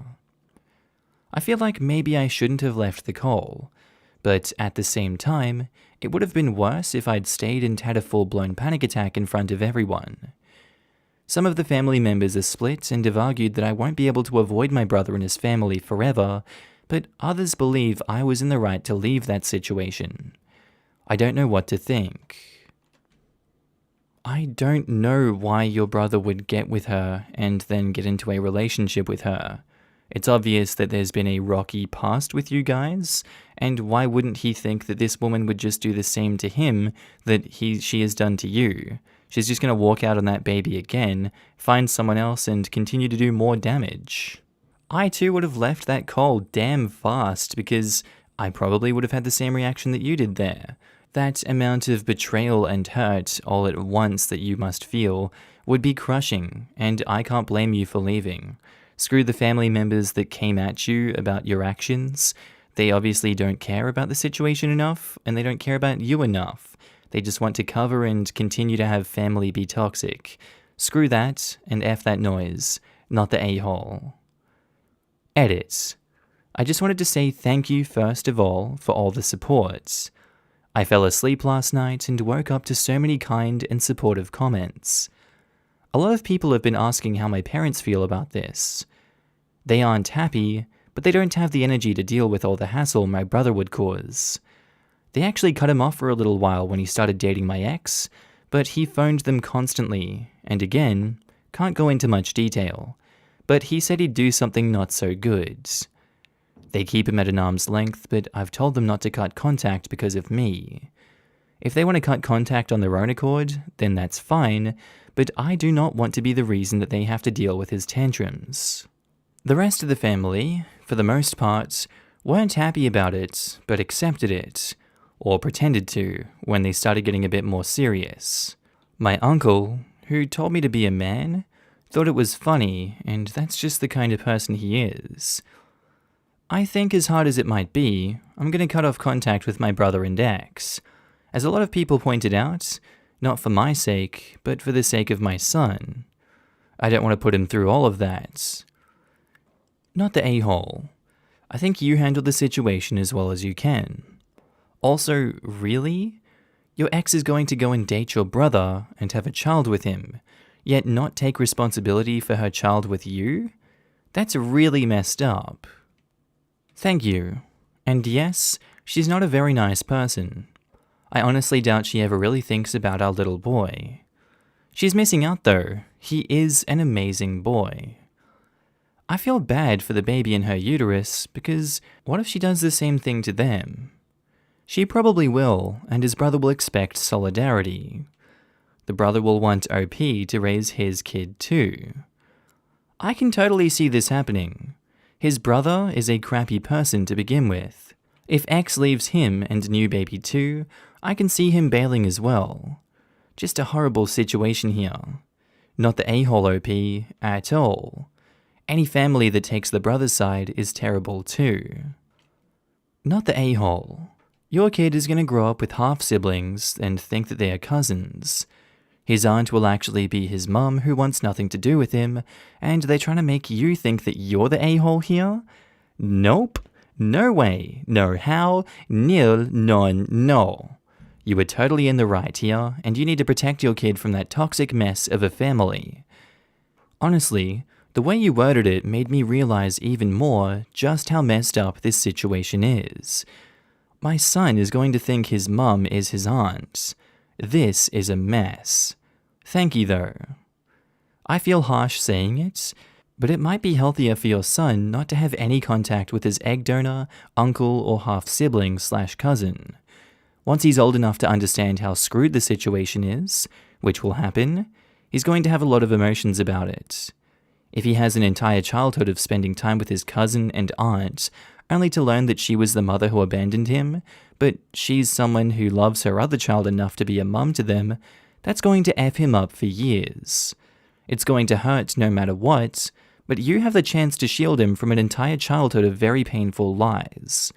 You were definitely not the a-hole, and anyone who thinks you should be okay with this kind of betrayal against your son is a person you don't need to waste any consideration on. Also reiterating what many have said before, your son is entitled to child support. It's your job to make sure he gets it.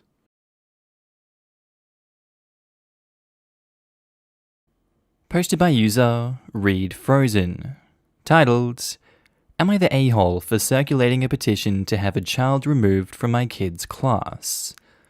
My daughter's 3rd grade class has a kid in it who has something gravely wrong with her. I don't know if she's chemically imbalanced or what the deal is. That part isn't really my business. I just know that how it manifests is the child is highly disruptive to the learning environment. This girl will throw fits in the middle of class, total meltdowns with cursing and shouting that grinds instruction to a halt. And worse, she'll be very mean, beyond cliquey, like needling into kids' deepest insecurities and making them not want to come to school. I brought my concerns to the teacher after my daughter outlined her initial few encounters with her, and the teacher suggested some conflict management strategies for my daughter to try, which led to me to believe it was an issue between the two of them personally, my child and this other one. But then I found out from other parents that their kids reported identical issues with the girl. We all got together and spoke to the teacher, and she said that while she really wanted to help us, that she was bound by certain privacy laws about exactly what she could and could not say. So we went to the mother of the girl, specifically I and one of the dads did, so she wouldn't feel bombarded, but wouldn't be able to brush it off as one rude parent's misplaced blame. She vaguely said that yes, her daughter is dealing with some things, but that experts have recommended it would be best for her to work through them in a regular classroom environment and to learn norms being surrounded by her same-aged peers. We tried to delicately communicate that her learning whatever she is was coming at the expense of all the other kids learning their academics and feeling socially safe. But she more or less said, in a kind but firm way, "Welcome to public school. Your kids are going to have to get along with all kinds of people." We first approached higher-ups, trying to instigate them to offer them an IEP. We were eventually able to find out they had been extended services and turned them down. And I don't think we were even supposed to know that much. We are now petitioning to have the child removed from the classroom. There is a camp that feels as though this is against the foundational principles of the education system, that everyone should be able to partake who wants to, and if we don't like it, we should take our kids out instead of forcing them somewhere they don't want to be or don't feel is best for their child. Before this instance, I would have completely agreed. So now I'm wondering, am I the a-hole for doing this? I look at it as it's not in the best interest of that child, but it is in the best interests of the rest of the classroom so they're not too disrupted. If you have someone that's disruptive in the work environment, you report them and you get them removed, and you come together as a collective that is being disrupted and it's having a negative effect on the group, and you remove them. I feel like this dynamic holds true in this, and her words can be used against her in this situation.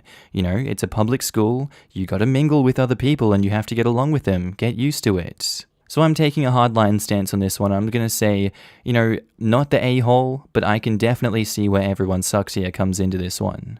But yeah, not the a-hole. You would not be the a-hole if you went to the board and asked them to come up with a solution. They might decide to offer extra support to that classroom. You can also ask to have your child moved to another classroom. We had a classroom aide in the 5th grade, mostly to help manage a kid who had occasional outbursts, where we had to get escorted out of the classroom while the kid was calmed down. Same. It got the kid the one-to-one attention needed for learning and help behaviorally and emotionally as needed. As we got older, the kid calmed down a lot, and I don't think they had any support, at least that closely, after elementary school. Maybe that's what this student needs, and bonus, more help overall for the teacher. Unfortunately, OP said that the parents were offered an IEP but turned it down. There's a good chance they don't want to admit that their child can't keep up in a mainstream classroom, or that they don't want her pulled out into special classes. Non-compliance from the parents can make addressing problems like this nearly impossible in public schools, because every child has the right to an education, and a parent who thinks their child is being excluded from that might threaten to sue. I have family in education, and I've heard so many horror stories about them being stuck with kids who did not belong in a regular classroom because the parents were afraid to label their kids special education. It can be a nightmare for the teachers, so I hope OP is able to keep that in mind. Teachers are often caught in the middle of these situations with absolutely no power to change anything. Everyone sucks here except the kids. It's fair to ask your child to be moved to a different classroom, but circulating a petition to single out a child is awful. It sounds like this child needs extra support that she isn't receiving, and that her parents have declined it. A child who has regular meltdowns like that needs extra support. Her parents are a-holes for not getting it for her. The school admin are a-holes for violating FERPA and sharing information they shouldn't have. Yeah. This is the only response I've read I actually agree with.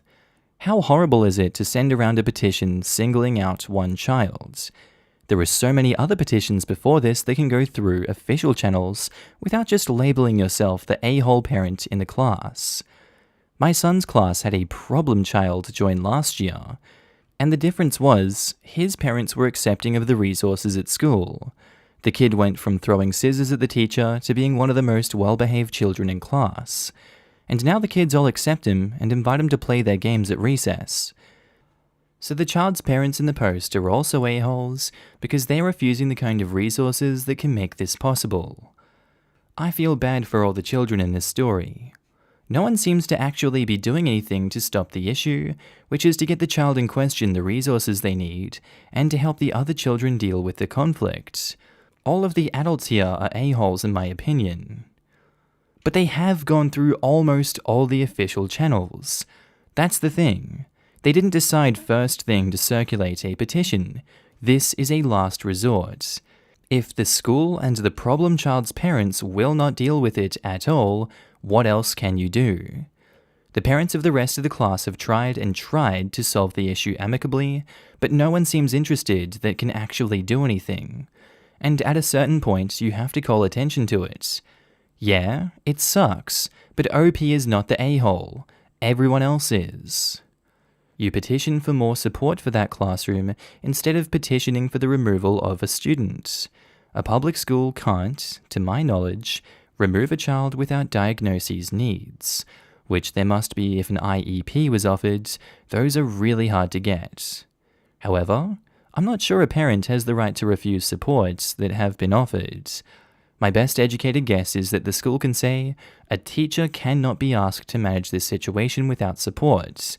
Your child is welcome to receive their education, but an aide will be present.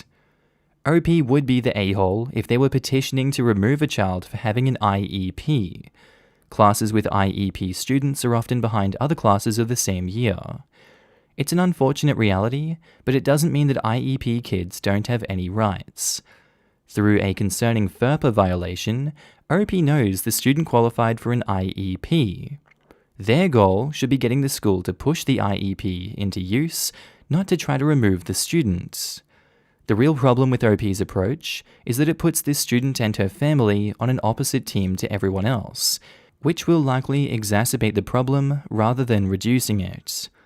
The goal should be for everyone to get the best possible education, and instead, it seems to be to bully this family out of the school. All that does is push the kid's family to dig their heels in and fight harder for their daughter's rights, something they've probably already had to do far too much of. The school's whole job is to give every student the best possible opportunity to learn. They are the ones who should be facing pressure if one student's needs are going so unmet that it's preventing the other students from learning. Posted by user Signal Suitable, titled, "Am I the a-hole for not helping a family because they wouldn't let me listen to my son's heartbeat?" 3 years ago, my son got into an accident and was declared brain dead soon after arriving at the hospital. He was only 16, and this was devastating to his father and me. We agreed to donate his organs, and a match was found for his heart. The whole process was anonymous. The receipt did not know who we were, and we did not know the identity of the recipient. A few months after our son's passing, we received a letter from the recipient's father relayed through the hospital. He thanked us, telling us what they had gone through and what having the heart meant to him. After a few weeks, we wrote back, communicating through the hospital. Several exchanges later, we all decided to reveal our identities and met in person. The boy who received the heart was 12. I cried when I met him. He seemed extremely shy. I asked if I could listen to my son's heartbeat, but his parents seemed very uncomfortable with it. I was in tears as I pointed out that my son had allowed their son to live, and all I wanted to do was hear my son's heartbeat one more time. The father became very firm and said no. The visit was cut short and the family left. This was about a year ago. Recently, the family reached out asking if we would be willing to get tested for possible liver donation, as neither parent was a match. I thought this was a huge ask, considering they wouldn't even let me listen to my son's heartbeat. We said no, but then over the weeks they asked a few more times, saying they were desperate and that we could be their only hope. They even brought my son into it, saying not to let his gift be in vain. Honestly, that infuriated us and we continued to refuse. I realized they're desperate, but this was just so difficult for us the first time, and now they're asking us for even more. Am I the a-hole for not getting tested because they wouldn't let me listen to my son's heartbeat? Does anyone else just want to crawl up into a bowl and die when they hear these stories? It's just one morality and one moral compass versus another.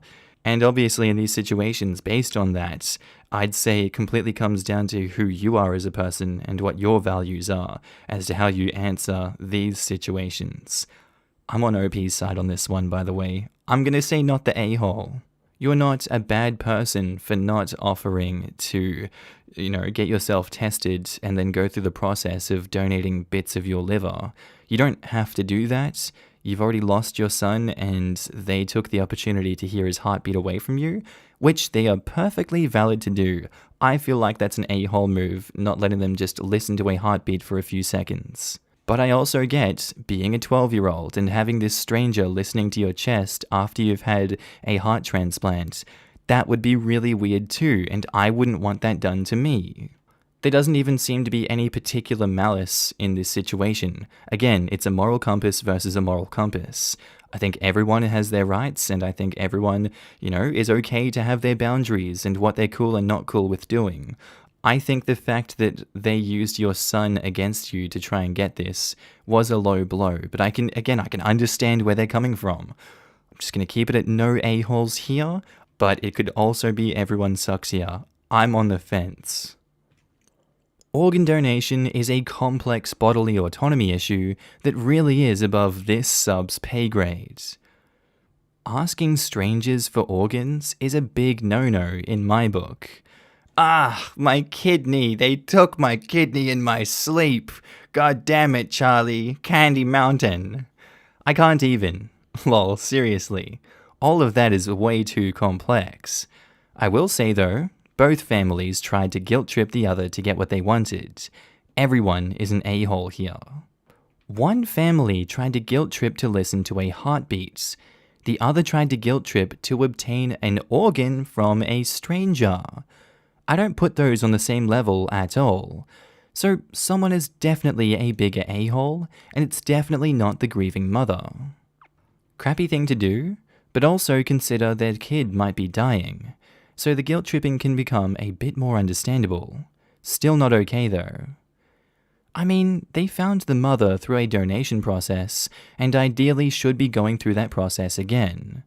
I find it difficult to imagine myself asking someone I already got a lot from for another donation, even if we acted somewhat cold to her and denied a meaningful request while she was in tears. I understand the sentiment that the parents are desperate to save their child, but it wasn't even the donor's mum who gave an organ. Why go to her, asking for a donation, and saying anything after she declines? She's probably as likely as any other family member to be a match, considering the child's own parents weren't a match. Everyone sucks here. They need to respect your right to bodily autonomy, but seriously, can you blame a parent for not wanting to let a relative stranger put her head against your 12-year-old's chest?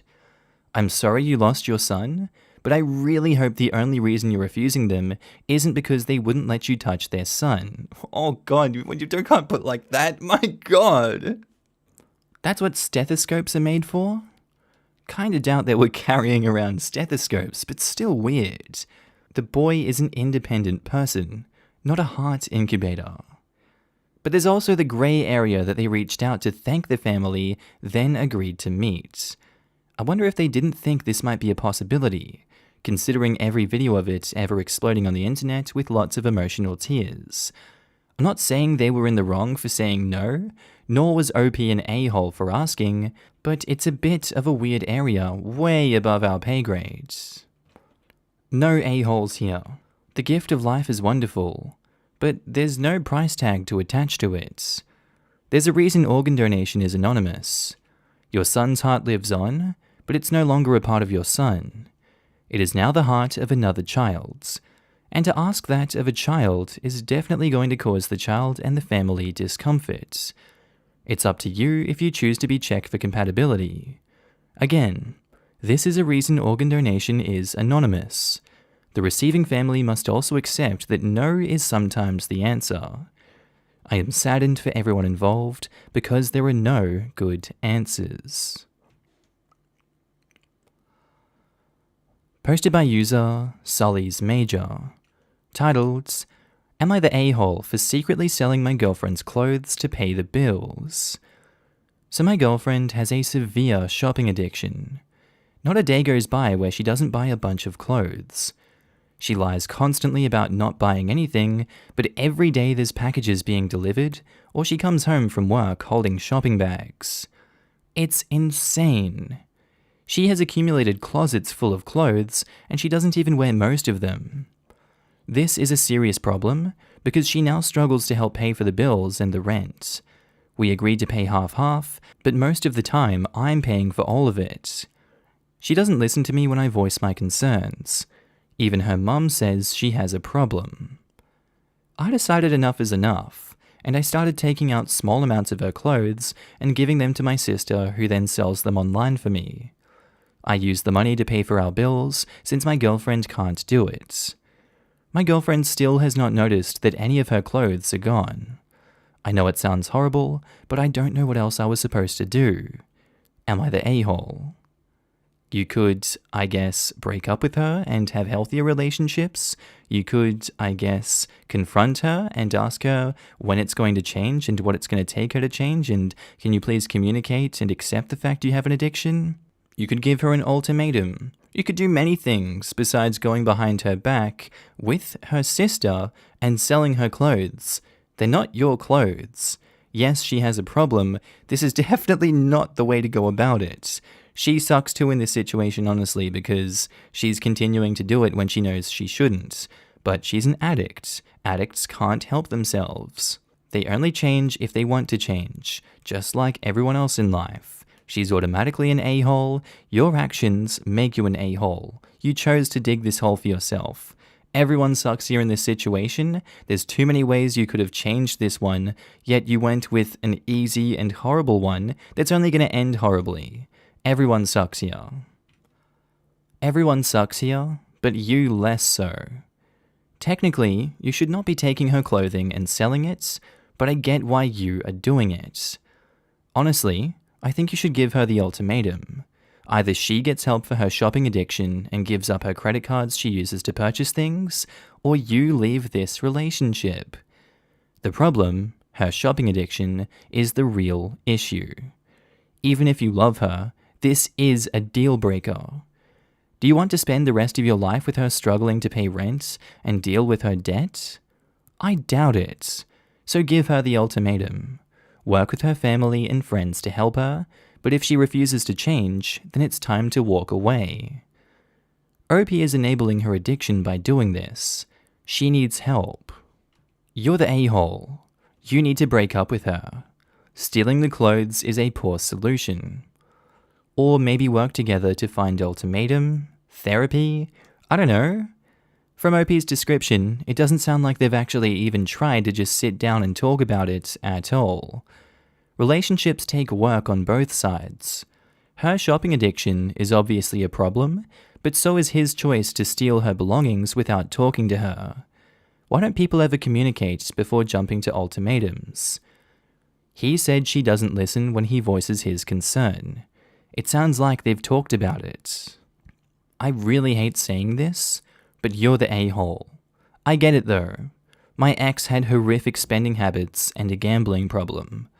You need to sit down with your partner, and each of you needs to be honest as well as set a budget.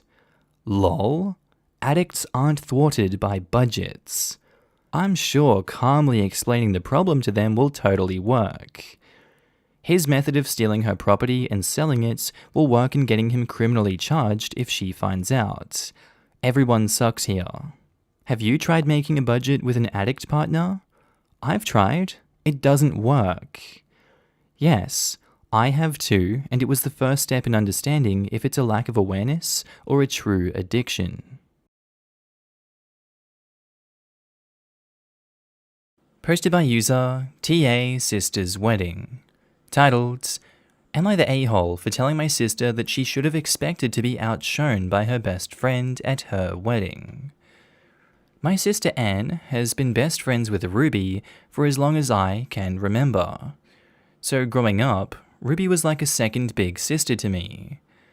One thing that is important to note is that Ruby has always had the most outrageous fashion sense possible.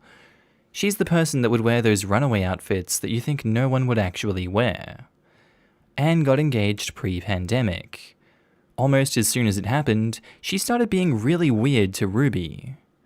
When she made me maid of honor, I was kind of surprised because they've always been sworn to be the maid of honor at each other's weddings, but I am her blood sister, so it wasn't that weird. But I was completely blown away when she made a group chat and I found out that Ruby wasn't even a bridesmaid. Both me and my mum tried to talk to her about it since we figured they'd had an argument or something, but she would only say that Ruby didn't care anyway. I know that Ruby was hurt, but she didn't want any drama, so I agreed to let it go. Throughout the whole wedding process, my mum kept asking Anne if she would invite Ruby, if she would ask Ruby's opinion, etc., etc. But Anne refused to have any contact with her or talk about anything wedding related with her whatsoever. On Saturday, my sister was married. She had a beautiful, outside, socially distanced wedding, but she was seething the whole time because of Ruby's dress. It wasn't at all outrageous by Ruby's standards, so I don't believe that she wanted to outshine my sister. She wore quite a simple wedding dress, but that was her choice. As maid of honor, I of course went to her fitting, and that was literally the one she chose. Anne has been cursing Ruby out and saying that their friendship is over ever since, like she hadn't been ignoring her all through lockdown. Finally, I just said that she's been friends with Ruby most of her life, and she knows what she dresses like and that she should have expected this. If it was that much of a problem, she should have found a way to mention it to her, or just made her a bridesmaid. Anne lost it with me. She sent Ruby some really horrible messages after she screamed at me.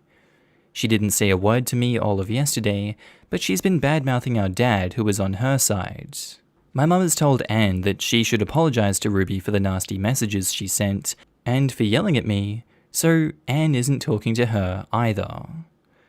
I don't even know what's going on, but Ruby swears on her life that they didn't have an argument or anything pre-pandemic. Anne says that that's none of my business, and I should be supporting my real sister. My dad agrees with her, and she's railed the other bridesmaids against me. So, I don't know. Am I the a-hole? Just to clear some things up. 1. Ruby didn't wear a wedding dress or anything really outrageous. It was a dark red bodycon dress in a satiny material. There were lots of people in form-fitting dresses. The bridesmaids were wearing them, and she didn't look out of place. Edit again. Some of you people are ridiculous, Lamau, assuming the absolute worst-case scenario. It wasn't a spaghetti strap dress that just barely covered her butt. It was an appropriate length and had long sleeves. 2. If this needs saying twice, the bridesmaids were wearing bodycon dresses. So were many other guests. It wasn't a particularly traditional affair, and nobody was offended by our figures. Ruby's dress didn't massively stick out. 3. Ruby is very attractive. She always has been, but I never thought it was an issue for Anne before. 4. Ruby and Anne had been best friends for 25 years. They didn't grow apart or anything. They stayed in constant contact even as adults. And then Anne suddenly wasn't talking to Ruby anymore. My mum and I weren't trying to be controlling, we were worried. We assumed that something really bad had happened for them to cut contact overnight. When Anne refused to talk about it, my mum was only more worried because she's normally an open book. 5. I don't love Ruby more than Anne or anything like that. The only reason I'm so close to Ruby is because Anne used to be so close to Ruby. They were basically inseparable, so I grew up tagging after both of them. Of course, I love Anne very much. I think she's just being unreasonable in this situation. 6. Ruby was always going to be at the actual wedding. The phrasing was bad on my part, sorry. When my mum was suggesting that Anne invite Ruby, it was to wedding prep things like dress shopping, etc. And 7. I don't know if Dave, the groom, has feelings for Ruby. I've never thought that. They've met many times, and there's never been any signs that he does. I definitely do not think it is an affair, because then surely my sister wouldn't want to marry Dave, and neither would want Ruby at the wedding at all. Ruby doesn't have a history of going after Anne's boyfriends or crushes. I guess I have to go with not the a-hole here, based on the fact that I could extrapolate from this situation they've just had a tiff, emotions are high, and one doesn't want to talk to the other right now, but she still wants her at the wedding. I think if it was something bad, Ruby wouldn't have actually been invited or attended the wedding. I think this is something they can figure out, and I think it was good that you told your sister that she should have expected to be outshone. She knows what her best friend is like. She wears fancy big dresses. This is probably nothing to do with the dress situation, but I'd like to know what it is, so I'm going to keep reading. Not the a-hole. I hear yakety sax while reading your post. Was the wedding held under a huge red and white striped tent? Were there elephants and jugglers? Anne sounds like ringmaster of the crap show. Not the a-hole. Edit. Making Ruby a bridesmaid or maid of honor would have been the obvious solution here. Then Anne literally would have been able to dictate the dress code. The fact that Anne is seething over some faux dress gate during what should be one of the happiest times in her life does not bode well for her marriage. Where is the groom in all of this? If this is what the honeymoon looks like... Ooh. It is a groom, and I guess we can all call him Dave? I didn't mention it because he's basically staying out of it. He's met Ruby quite a few times since she and Anne used to be close, but obviously he's not going to take Ruby's side since Anne is his wife. I imagine he's bored of hearing her rants about it by now, but that's it. No, for sure, not asking Dave to side against his wife, the latter of the whole for better or worse thing would seem to apply, but still. Anne letting herself get worked up over this means the shine of getting hitched can't be all that bright. Lots of brides aren't the dressiest at their own weddings. Who cares? They're the bride. It's not like Ruby rolled in wearing a white dress, veil, and carrying a bouquet of calla lilies. To be fair, my husband would absolutely call me out if I was being awful to my best friend for no reason. I would want him to. But also, I would want that to be completely private and not taking sides. Not the a-hole. Your sister created her own drama here, not Ruby. There were so many ways around what happened, which it doesn't even sound like was that big of a deal. Talk to Ruby about what she wears to the wedding. Kinda bridezilla, but still, she's her friend. Make her a bridesmaid, literally the easiest solution ever, or just don't invite her. If there was some big falling out, which I suspect maybe there is because this just seems really weird. Not your circus, not your flying red monkeys. Quote, not your flying red satiny bodycon draped monkeys. Info. Do you think it's possible there's a lot more going on behind the scenes? Very possible. I thought that there must have been an argument for the friendship to stop so abruptly, but Anne got mad every time I mentioned it, so I dropped it on her end. I called Ruby to ask, but she said that nothing had happened. If they did have a fight, they're not talking about it. Sounds like there's something going on behind the scenes. I sense your sister feels either jealousy or resentment towards Ruby.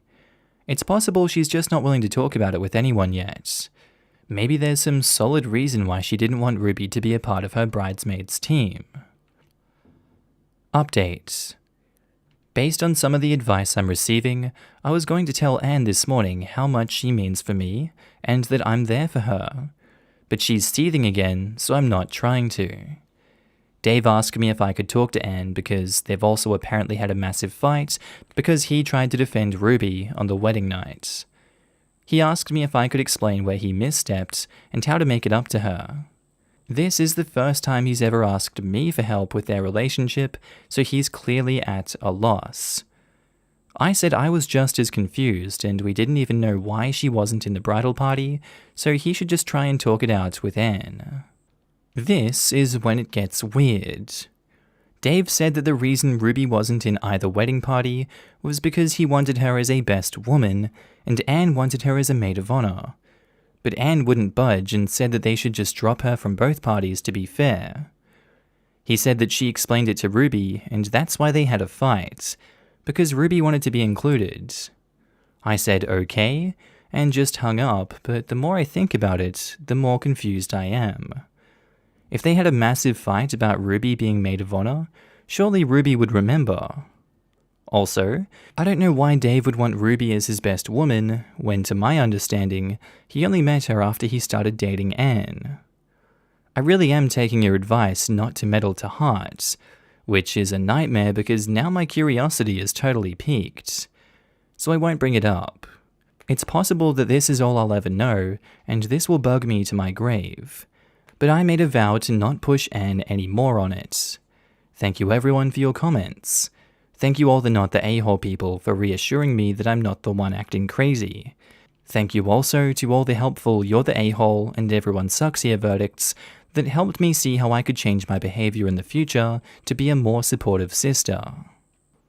Update 2, I'm even more confused. Dave called me up about 30 minutes ago, asking me, in a very angry tone of voice, if any of his groomsmen behaved inappropriately towards me. I asked what, and he asked again. I could hear Anne in the background shouting something. I said that they had been perfect gentlemen at the wedding, and that I hadn't had any contact with them since. He then asked me if Ruby knew that she was meant to be best woman. I said not to my understanding, but it was possible that I don't know, as both she and Dan had been quite secretive about what happened between them, and that he'd be better off asking them themselves.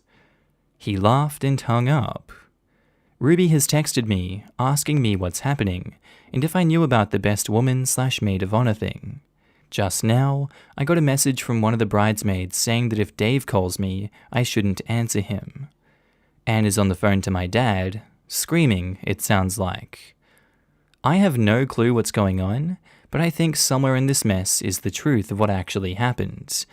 Everything seems to be exploding. I now think that the bridesmaids, or at least that particular one, are involved, and if things keep happening at this pace, I think I should eventually find out what in the flying F is happening. Update 3. There has been a lot of shouting and tears today. Honestly, I'm exhausted, but so many people have commented for the update, so here it is. I'm still kind of in shock. Anne has been lying to just about everyone. The story is very complicated and long. This list is actually what I used to wrap my own head around it. It's all the facts I have in chronological order. 1. Dave has been to jail and is an ex-drug addict. He met Ruby before he met Anne. After he recovered, he was really struggling with money and Ruby helped him a lot. He considers her to be one of his closest friends. 2. 2 years later, Dave was doing well at his job and much more stable and functional. Around this time, Ruby introduced him to Anne. 3. Anne was very reluctant to have a relationship with Dave because of his past, but she had strong feelings for him. Eventually they began dating, but she was still ashamed of the person he used to be. So she told us that they met over a dating app. Dave consented to this at the time. 4. As Dave became more comfortable with himself and the relationship became more serious, he told Anne that she needed to be more honest with us about his history. She agreed to tell us, but she didn't. She told Dave that she had, and wrote a fake letter from my family about how we were really grateful for his honesty and accepted him. She told Ruby that my parents had reacted really badly, so Ruby never brought it up with Dave or my family because she thought it was still a very sensitive topic. 5. When Dave proposed, Anne started freaking out about the wedding. Dave wanted people from his support group to be there, Ruby as his best woman, etc., which would expose the lies. But she still didn't want to tell us who Dave was, or Dave that she had lied to him.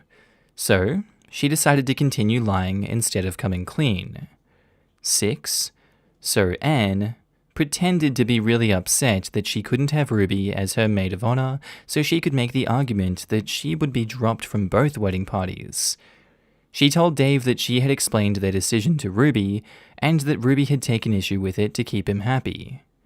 In reality, she knew that if Ruby knew she was meant to be the best woman, it could easily get back to me and my mum, and then raise questions from us about Ruby's relationship with Dave. So she didn't really tell Ruby anything at all, and that's why Ruby was so confused about what happened and couldn't think of anything. She also told Dave and all of his friends from his support group that they shouldn't mention the addiction in speeches, or even casual conversation because it was a sensitive subject for certain family members before the wedding. Told the bridesmaids so many lies about Ruby. She told them that she had a habit of causing scenes, that she was going to try and sleep with a groomsman, that one of them was an ex-boyfriend of hers that dumped her, that she would get way too drunk. Essentially, she painted Ruby as a disaster waiting to happen so the bridesmaids wouldn't like her, and also so that they could keep her away from certain people, specifically the ones that also knew Dave at the wedding. And Anne also told the bridesmaids that the only reason that Ruby was invited is because I idolize her, so they wouldn't repeat any of the lies she told me. 7. After the wedding, Anne put on her enormous meltdown about the dress. The bridesmaids obviously didn't have a very positive opinion on Ruby, so they were easy to convince that it was meant as a genuine slight. My dad did what Anne apparently expected everyone to do by caving immediately because she was the bride. If me and my mom had done the same, Anne would have basically used it as an excuse to cut Ruby out of everyone's life. 8. She tried to do the same thing with Dave's groomsmen by insisting to him that they had said inappropriate things about the bridesmaids. The idea was to basically remove anybody that knew the truth about Dave from the general social circle so it wouldn't come up again. 9. Dave smelt a rat. He asked what exactly the issue was with Ruby's dress and what exactly his friends had said. Anne panicked and accused him of not loving her, choosing his friends over her, etc., and it turned into a massive argument. Dave was mad and very suspicious, so he started calling people up trying to figure out what happened. 10. A couple of the bridesmaids said that Anne was telling the truth about the groomsmen. She asked and pressured them to. But most were kind of weirded out by the request, and I think they successfully got that across to Dave. He called me to ask if I knew what was going on. Anne told Dave that I was just like him, caring about Ruby more than her, and also that I wasn't there when it happened, but the timing of the story didn't match up, so Dave called me anyway. That was the weird phone call. 11. At this point, he knew she was spouting BS, so he asked her up front what was going on. She broke down and told Dave everything. He was fuming. He texted us all to let us know about his past, and then basically kicked Anne out. She came to us where she then had to explain again everything. Anne is absolutely shaken. I never considered her capable of this kind of deception and manipulation. I don't think she has ever done something like this before. Contrary to what some commenters seem to believe, I don't hate my sister. I feel sorry for her, even though I'm really hurt by what she did, because she feels so guilty, and absolutely miserable because she's worried that things will never be worked out with Dave. She's gone to bed now very upset because our mum won't even look at her. She's fuming that Anne would deceive and hurt her, and so many other people like this. I do understand where she's coming from. My dad is also very shocked and hurt. Anne texted Ruby. She sent her a message explaining and apologizing, but obviously Ruby is really angry and upset. She just told her that she couldn't speak to her right now, but maybe she'd call her in the morning once they'd both had a chance to calm down. Dave is probably the most hurt out of everyone, and I understand why. He wouldn't speak to Anne, but he did tell me that he really thought that he had our acceptance, and that the letter she had written to him had been his most treasured possession ever since he received it, and to find out that it was false was absolutely crushing. I told him that we did accept him for who he was, and that nobody blamed him, but I don't think it helped much. He has asked for distance from our family, and I understand why. I'm not sure when he'll be willing to speak to Anne again, or if he wants to be her husband after this. I wouldn't blame him if he goes on to find someone else. Thanks, Reddit. It turned out everyone was way off base, although I don't think anyone could have predicted this. But a lot of the comments were very insightful and gave me food for thought, despite every kind of looking in the wrong directions. Except the weirdos about the dress. You know who you are. Update. The past 2 weeks have been very stressful. Anne and my mum have been fighting and crying for most of it. We learned that this deception of Anne's was not out of the blue. She has had this obsession with her image for a very long time. She confessed to a lot of stuff from secondary school and her job. Some of it was worrying, and some of it was really scary and manipulative. I feel so distant from the person she has become. There's tension between us that I'm not sure will ever go away, even though it really pains me as well because she's my sister. Once my dad heard some of the revelations, he decided that Anne should go to a therapist.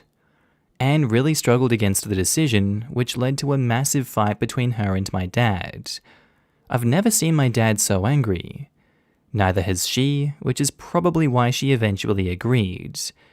The therapist is supposed to help Anne process her emotions after everything that has happened, and also hopefully get to the root of her problem. A lot of the comments suggested that our family wasn't healthy in the way we interact with each other. I'm conflicted on this because on one hand, me and my mum were right that something was very wrong. But then that doesn't mean that we didn't behave badly, if that makes sense. So I suggested family therapy. My parents are looking into it.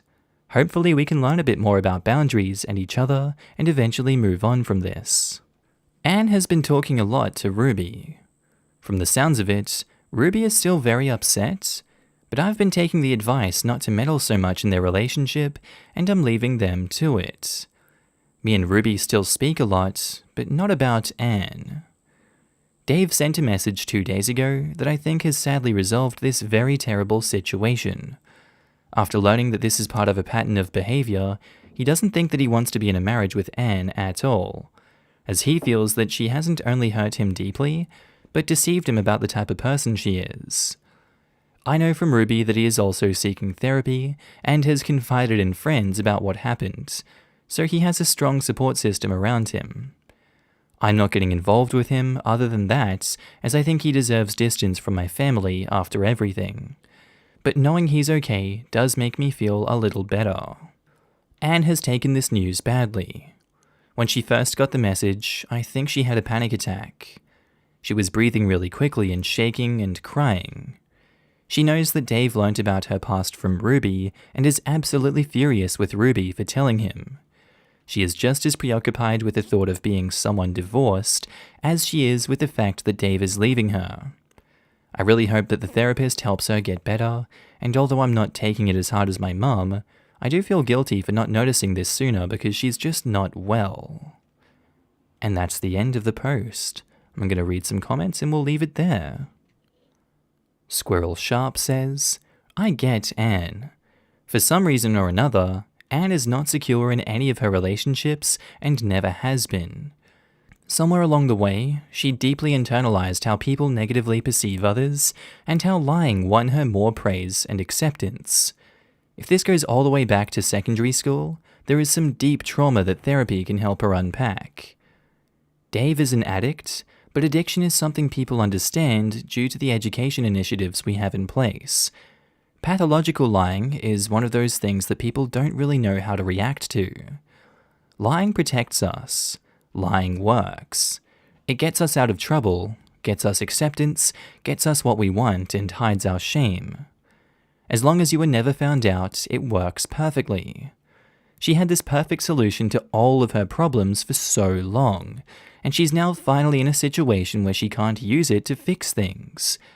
You now know the most shameful part of who she is. How people respond to her will reinforce her existing beliefs. She's not an evil cartoon villain with a white cat and an evil laugh. She's a person that does not like who she is and is deeply afraid of how others perceive her because she doesn't want to be hurt. She never had an honest relationship with Dave to begin with, so it's not that surprising she doesn't care as much about losing him. Anne learned that divorcees are perceived as less.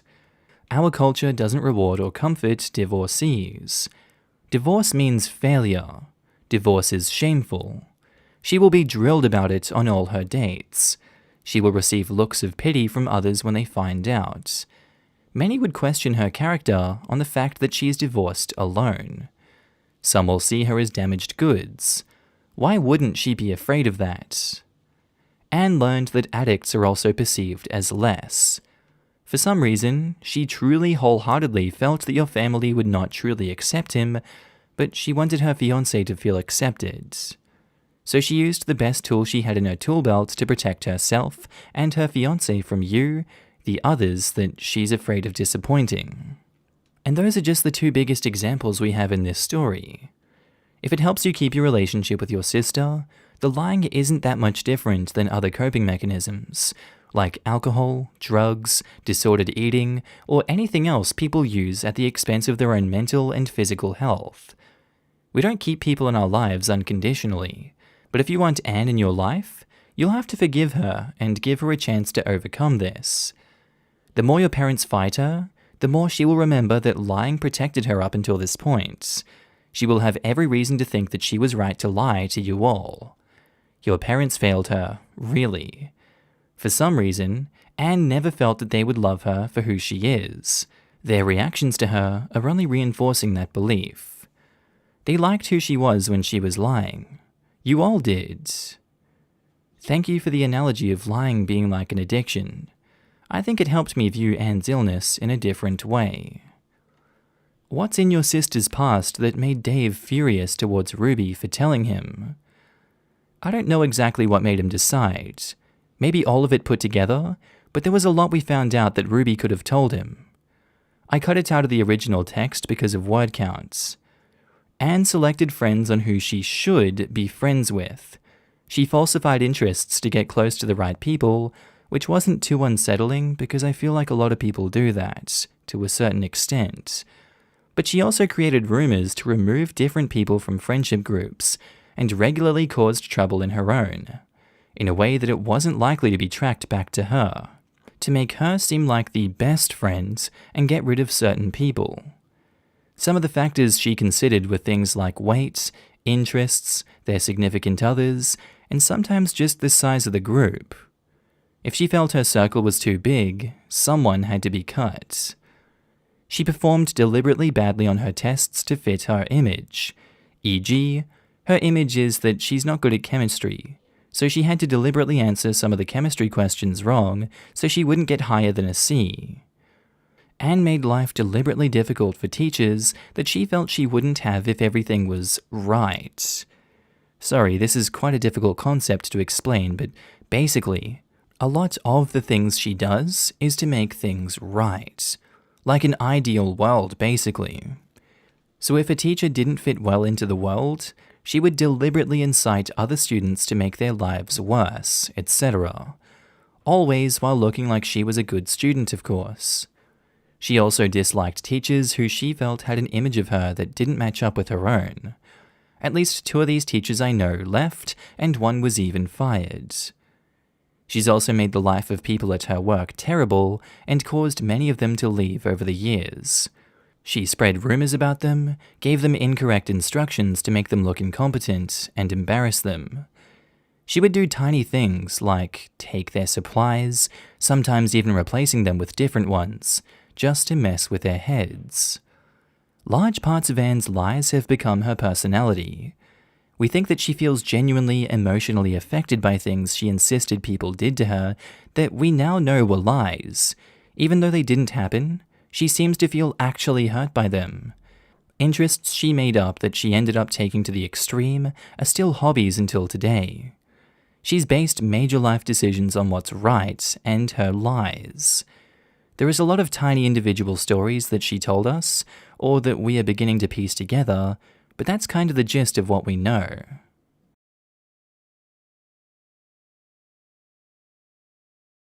Alright, I think that's where I'm going to end today's video, guys. I do hope you enjoyed it. As always, I want to do a huge shout out to all my channel members and Patreon subscribers. You should be up on the screen now. I love you all, and I think every single one of you are amazing for supporting the channel in the way that you do. Again, thank you so much for supporting me. And again, if you did enjoy today's video, please do tell me what you thought of it down in the comments below. All of your hot takes, opinions, whatever you think, really, whatever's going on in your life right now, I'd love to hear down in the comments below. Before I leave, I'd also like to announce that I'm going to start doing meme content again on the second channel. I know it's been a while, so click on the Markee head on the screen without the Australian flag behind him if you want to go see some memes. And as always, guys, have a good day, night, sleep, whatever you're up to, and I'll see you in the next one. Bye.